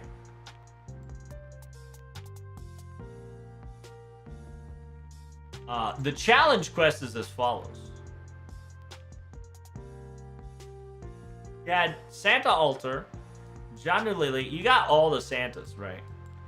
And in the very end, it's Nemo Santa. It's kind of like a nice little cute homage. It's really unfortunate that they don't fucking tell you the gimmick of each and every single one of them. It's kind of fucked up, in my honest opinion, that they lazy ass this shit so hard. But it is what it is. But during the main quest, at the very end of the main quest, before you end the story chat, what Nemo was about to pull off is very dangerous. Nemo low-key is about to pull off something that only low-key a Grand can pull off, and if he fucks up even for a millisecond, he instantly evaporates and kind of dies and kind of gets forgotten. And one of the few people that stops them is essentially a very funny people. Because they play a very significant role to a lot of people, right? Starting with a quote-unquote Mary Anning, specifically talking about what you should give as a present, right? AKA a fossil person, AKA person who knows archaeology, person knows past, right? Number 2 specifically talks to Britomart Habitat Oberon. Specifically, she wanted to have a conversation. He wanted to have a conversation with Habitat because he had a present for Habitat, which was a lip balm, which is very cute. And I love the fan art of Habitat having the lip balm. It's like the cutest thing in the world. It looks like a lipstick, but it's not. It's a lip balm. And like Miss Crane, kind of gets like low-key jealous, but at the same time is playful, right? Like it's like you can't do that because it'll give away how cute you are and whatnot. At the same time, Habitat is one of the few people that survived, technically, through time distortion, right? She, if you don't know, LB6, she is one of the few people, technically not Habitat, right? But technically, in LB6 story, she's one of the few people that survived this time purge, right? AKA retexturalizing the playing field, right? From old Ages of the Fairies into Ages of Morgan. She's one of the few people that survived that. At the same time, there's Nikola Tesla. Nikola Tesla specifically talks about I'll bring brighter future, happiness to all humanity with these hands. You're still here, you imbecile. And due to the fact that he says that is because Nikola Tesla specifically talking about go back in time is a crime. Doing something in the past for the sake of the present is asinine, right? And so Nikola Tesla tries to stop them, but at the same time, after you beat him completely, he kind of accepts and understands and wanted to make sure that Nemo understood the hurdle that he had to go through in order for his selfish desires to come true. And the next one is, last but not least, Ashma Vitamin. Ashma Vitamin is, it's more of a fun thing than ever, right? Yeah, must be at the front of the party with Masquerade Light, cannot be in the party, because, you know, technically we're not in it. Yeah, this is more of, like, surviving the onslaught of, like, burning fields, right? Surviving the debuff, activating the fire, feeling the burn, right?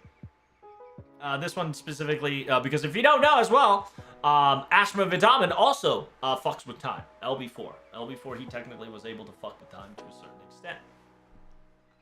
Like, all these main quests and all these main characters technically has to do something with time, which is very fascinating.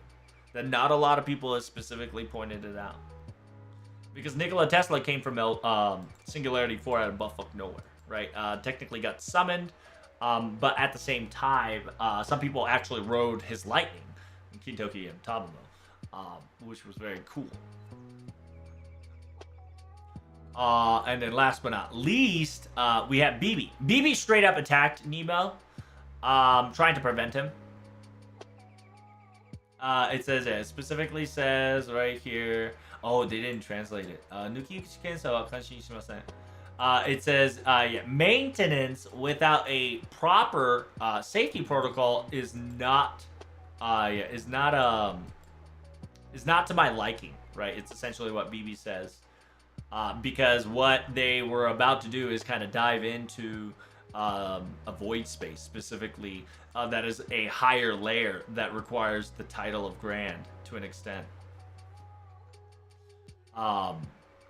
And once you break her break bar, she specifically says, I was trying to be nice, but I'm gonna be serious now. And she fully charges MP and goes ball break, right?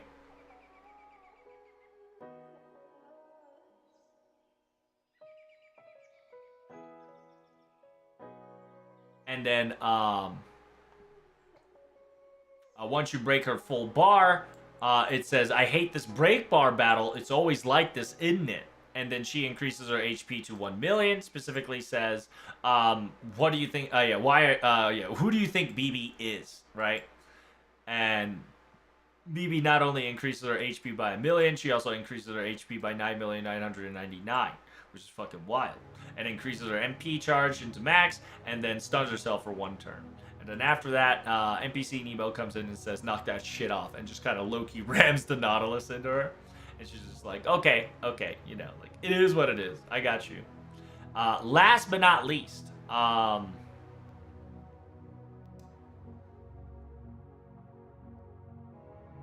he talks to a former Grand in, like, the last day before day 7. He specifically got instruction by Tiamat to give a quote-unquote, like, you know the meme where Tiamat's given lunchbox to Old Man Hassan?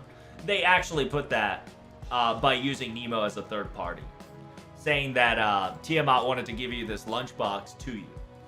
And he used this excuse to talk to Old Man Hassan, talking about the title of the Grand. What does it mean to be a Grand? And how did it feel to be a Grand? And Old Man Hassan knew, so he didn't talk any longer. It says, prove it to me right here, right now, right? Fight me and show me your resolve. And that's kind of the reason why we have a human order correction model. Which human order correction model is essentially a demonic pillar in an interesting way, right? And then you had one Old Man Hassan with breakbar. And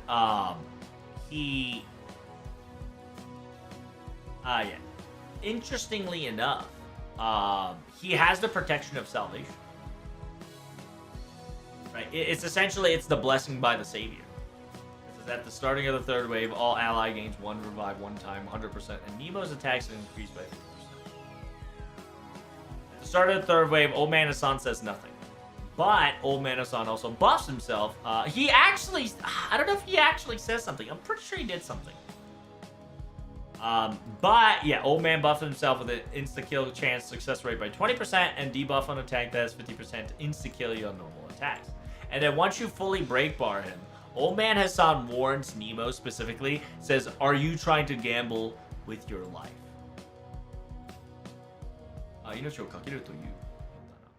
Well, I don't think that's a good translation. It says, are you trying to gamble with your life? It's more like, so you are going to gamble with your life, you say.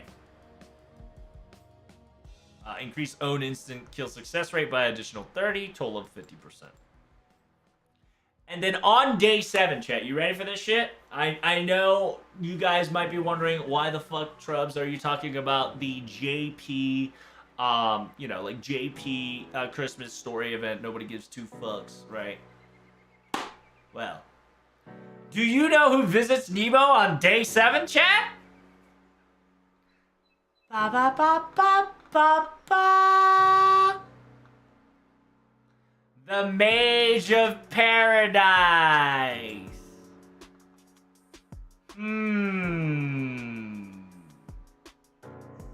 So if you guys don't know, on day 7 specifically, Nemo's mission was as follows. He was gonna go back to the very first FGO day, the very first day that we go into, and swap our Mystic Codes, our oldest Mystic Codes, not the Combat Arctic, not the Season 2 Mystic Code, but Season 1 Mystic Code. It really had no significance whatsoever. But it makes sense now that why our level was a senior level, because it was the Mystic Code we wore when we did our training. So, we have 3 battles. It was the 3 battles of Lamus at front, Night Enforcers at second, and after the Night Enforcers came in Fire Fairies, right? AKA Ifritas. 2 Ifritas, right? And a Mage of Paradise. Essentially, Merlin came in and said, hey, I see what you're doing, my good friend. You should definitely stop.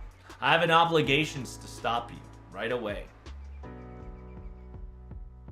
And Merlin specifically steps into the void space to try to stop Nemo from going back to Fuyuki. Okay? Nemo is stopped by Merlin going back to Fuyuki. Right? So, he has 2 break bars. And then the first one specifically states, this is over, right? This is over. From here on out is gonna be a little rough, don't you think? Right? He's trying to, essentially he's saying these words in order to discourage Nemo. It's like, haven't you done enough? Like, don't you think this is enough? Like, if you go any further, it's very dangerous. And at the starting of the 3rd wave, Mage buffs all allies except self with attack increased 10% and special defense by 90%, right? Kind of Merlin giving you the quote-unquote, be like, hey, dude, it's time for you to stop. But, simultaneously, on his very first turn, chat, do you know what Merlin says?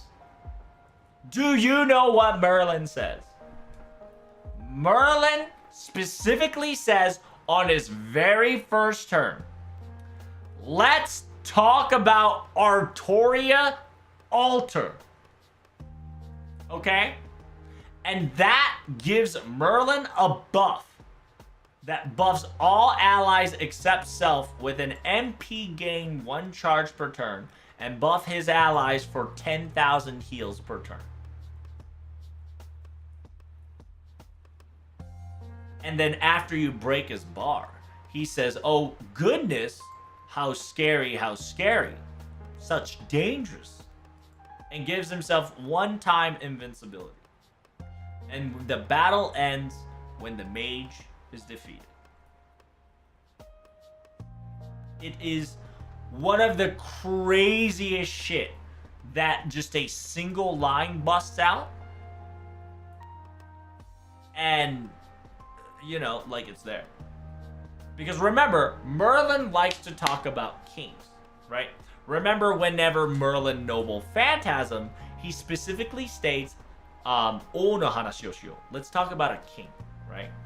But Merlin specifically states in this turn, let's talk about Artoria Altar.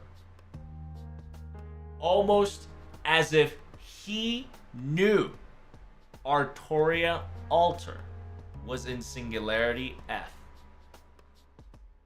He knew that Salter existed. He technically knew that Salter existed already in the realm, but at the same time, it's a major paradise. So major paradise is technically can be considered as magic. It's Merlin, right? Merlin in its, I wouldn't say pure form, but it's legitimately pointing out that, hey, this is Merlin, because it's a mage of paradise, and the only person that's a mage of paradise is Merlin. You know what I mean? And for him to just downright specifically say, hey, let's talk about Artoria Altar, is very interesting. Because, in technicality, if he wanted to talk about King, he would talk about Artoria. He would talk about any other kings, right? But specifically in the 7th day, on the 8th year of Christmas, Merlin blurts out, says, let's talk about Artoria Altar. You know Merlin had something to do with Saber Altar. Because why would he mention that now? Why, as his very first turn, would he mention Artoria Altar? When he's only going back to a time before Singularity F. It's almost as if Merlin planted the first seed on Nemo and brought that seed into the Caridea. And that started the whole shebang. Because what if I tell you that he wasn't talking about Artoria Altar to him, but to the clothing, right? A single nothing. A single tail, a string, single, residue of a half fairy, talking about Saber Altar. What happens in FGO? We get a random Fuyuki burning contaminated city that is ran by, that has been re-ran by Salter Altar. Saber Altar, aka Artoria Altar, right? That's kind of the reason why I say Merlin is still sus to this day. And if certain things go right, most likely we're going to have to face Proto Merlin as a beast, but Merlin will probably have to answer for his sins, for what he has done, because he technically he has an allegation of altering timelines.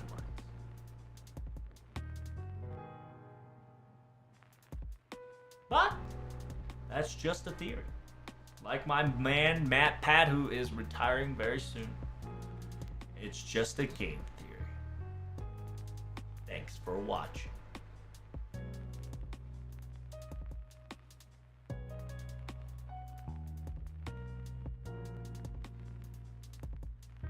How you like that, huh? Not too shabby, eh?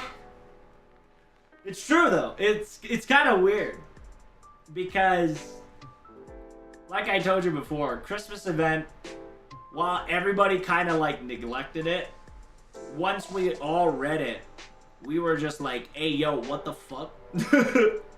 Right? We were just like, this is like heavy. So heavy in lore. But it has nothing to do with lore.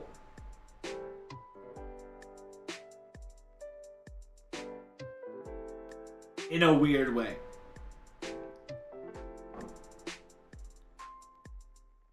And like I said, Nemo also is guilty of doing this too, because Nemo brought back surgical gloves. And whenever I say surgical gloves, I'm talking about the gloves that Romani always wears. And if you guys don't know, Romani always wears it's not a surgical glove, but you see the glove that Romani wears. Right? He essentially Nemo gave us a memento of just some random gloves. But that gloves have a very significant sentimental value for us. So some people are thinking that because of the sentimental value that we now have that's taken from the past to the future, now present, we might be able to change the present from the failure of the past, which is going to be like Days of the Future Past next level shit. But at the same time, 6.5 kind of hinted on that circumstance to be the possibility.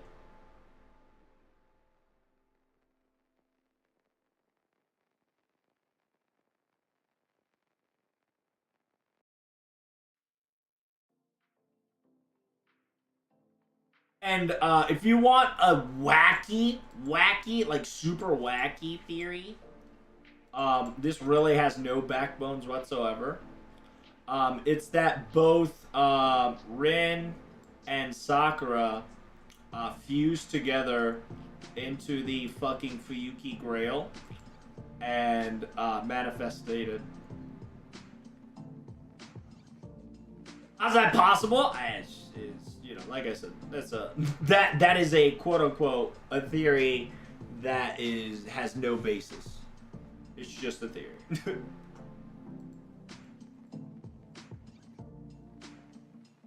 But I hope you guys enjoyed my little shenanigans. I haven't gone like super big dick dive of possibility of spoilers and theories. Oh, disclaimer. It is a theory, okay? It's not headcanon. It's not facts. This is all just a possibility that I came up with all the story, evidence, and circumstances that we've been having to this day, right? It is not headcanon. It is just a possibility that I'm giving you out. It's just a theory. So don't get it fucking twisted and spread this shit to like everybody and their mom thinking it's the right answer, right?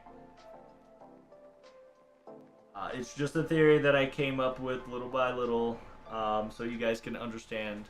And it is a bite size. Unfortunately, second magic got introduced because I accidentally read that shit in chat. But at the same time, I do highly recommend every single one of you NA players to read Mihoyo, because Mihoyo does talk about the first magic and the fifth magic.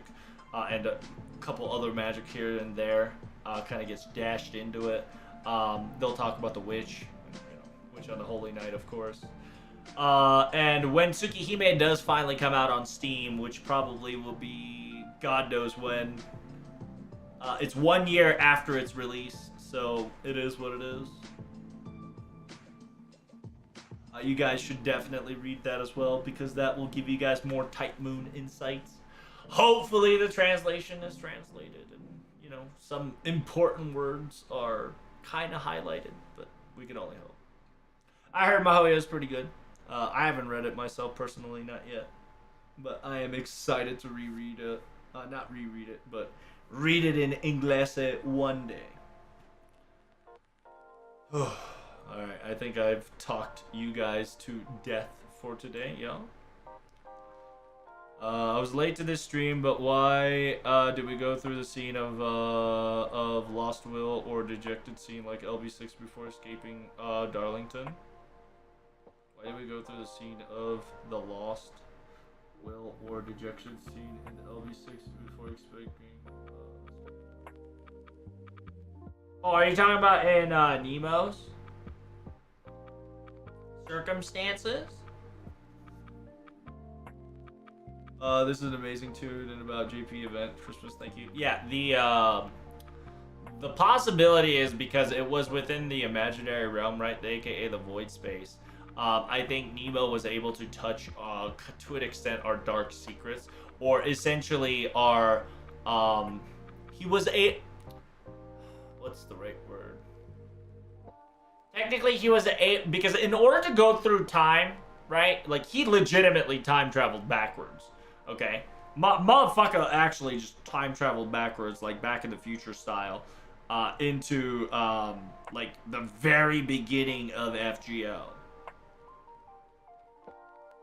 So, he probably witnessed because remember, Santa bullshit could definitely be a possibility as well. He was able to see like a little bit of our despair, right?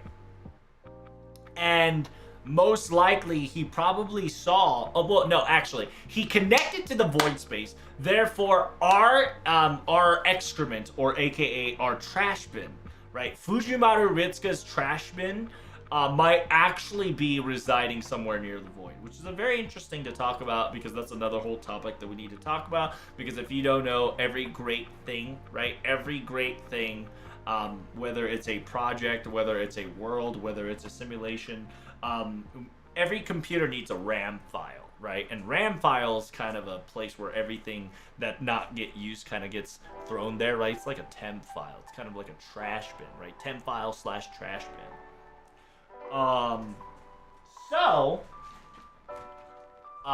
We have a possibility that Fujimaru Ritsuka's exterior, like, what's the word? CCC used it a lot simultaneously.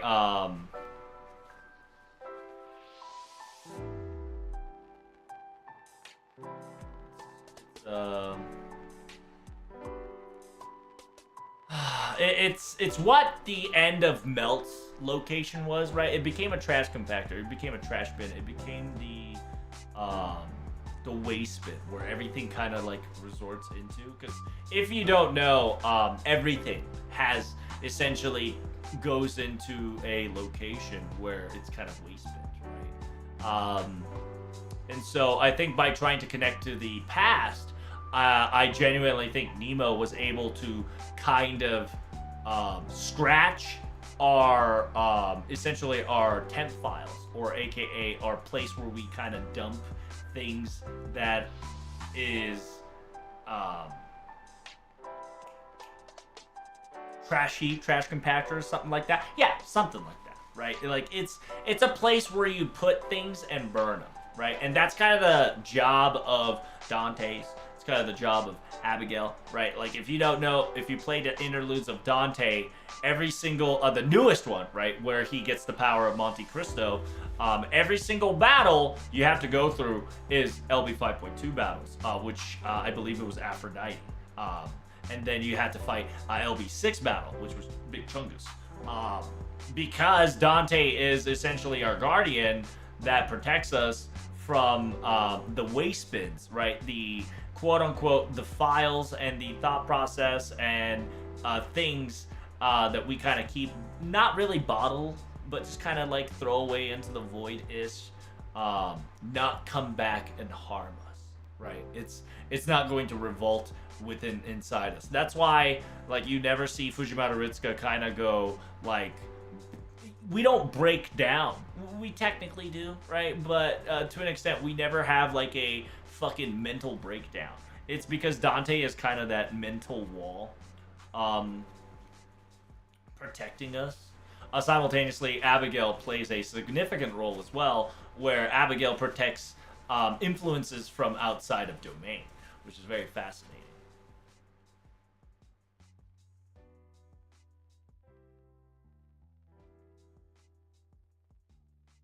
Mordecai's a realm. You're not actually like wrong to an extent, right? Like the Shadow Realm, or you know the quote unquote what you call it realm. But like there's another word for it. I'm butchering it hard.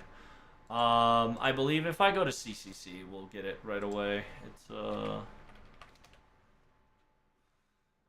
CCC Foxtail. Extra Garden Foxtail Chapter 1, 2, 3. No, it's not really. We can even do like a collab.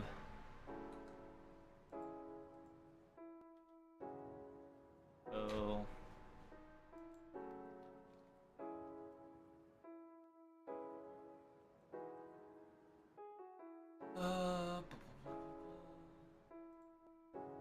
Fashion Lips.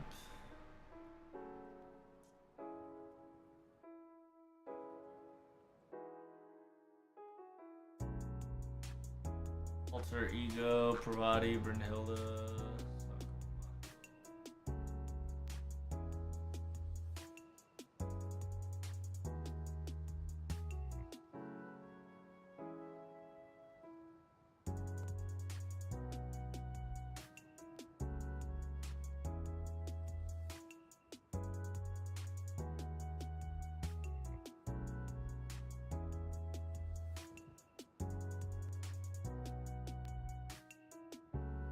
Passionately will melt. Salvage Kiara. Punishment for their defiance. Kiara both melts his hands over its cut in front of her. Please let him live. The last of willpower. Passion love use version laser Potodidian. Launch melters upwards to speed of melters. Yeah, and it's very interesting too that kind of like low-key Seraph kind of talks about kind of the TLDR, what's happening to like FGO as well, where like you can clearly tell that there's a multiple Ritskas, right? That played a quote-unquote importance. Trash and Crash. Is it Trash and Crash on the passive magic proceeding? Trash and Crash.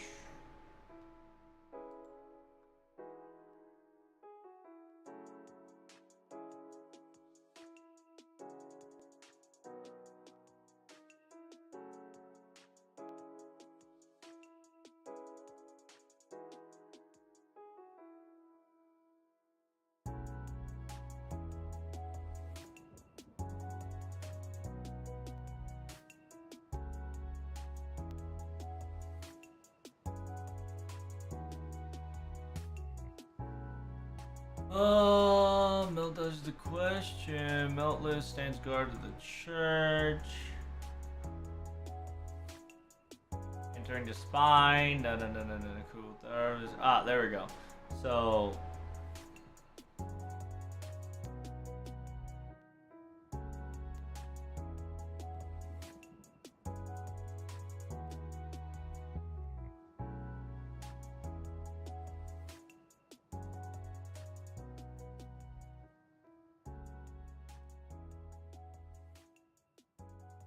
Entering the spine, beckon suddenly contact them to warn Sarah starts to sink faster. Following mental battle, Suzuka tries to jump off the cliff. Cat stops her though, convinces her to join them. Suddenly, Demon God emerges in the ground, knocks Moto into a dump. So I guess it's called a dump. After it's killed, Beckman wants to learn. Only 8 hours left. He'll say he'll accompany to the planetarium, but Suzuka instead goes down to the trash dump to rescue Melt. Passion isn't allowed to join them because she's too heavy to the Tower King. Yeah, so essentially, yeah, they just call it trash dump. But essentially, everybody has a trash dump to an extent, right? Where you expose and expel, right, from negativities to... There's another word for it that I just cannot fucking remember for the life of me. Simultaneously, FGO... ironically, once I finish reading the quote-unquote the Leyline event, right, the Linus event, I could also tell you as well, because Linus, it actually shows one of the most craziest fucking exploitation to LV7 to an extent, and FGO to an extent as well, so it's a very something to look forward to. But yeah, essentially to TLDR, essentially Nemo touched, aka Fujimura Riska's trash dump, where like all of our bad memories, all of our things that could actually like come back and harm us come back as a nightmare, right? Because remember, in the world of Tight Moon, Tatari and nightmares are actually like scary things, right? Where nightmares can actually kill you if done wrong, especially in like Ages of the Fairies, Ages of the Gods, preventing that from happening, you have a quote-unquote count, or aka a first aid bandage. You'll learn more about it if you reread, and low-key I gotta reread Dante's Inferno, aka Dante's challenge quest. Once you learn about Dante's challenge quest, and then once you learn about Dante a little bit more, he'll kind of tell you exactly what he is working for, and what he does in Fujimura Ritsuka's mind. Simultaneously, another example of that is summer when Consort U became a Lancer. I don't know what summer that is. Consort U became quote-unquote Lancer, and you know how we got fucked up, right? Like the sheer fact that we got played because Dante kind of got taken out because of quote-unquote Abigail Summer, because Abigail Summer kind of got a little greedy. Because Dante wasn't there to kind of stop phenomenons or stop illusion shenanigans from hitting us too hard, we were constantly on a weird portrait magic, right? Like Nightmare Realm and non-Nightmare Realm, and we were stuck in this infinite loop of we don't know which one's real, which one's good. Yeah, Abigail can tamper with the dreamland. And yeah, Dante's the one who kind of controls essentially like what can go through and what can't go through. And that's why we had such a problem learning which one was real and which one was a dream, because aka our stopper, or aka our control valve, which was Edmond Dante's, was not there to clarify, because he was taken out of commission, because Abigail kind of got a little, kind of got a little too summary vibe. Because essentially, Abigail kind of got drunk because of the location that they were in. Simultaneously, there was just way too much death, right? Because Jukfu was trying to find a cure for immortality, essentially by creating the fucking infinite instant death.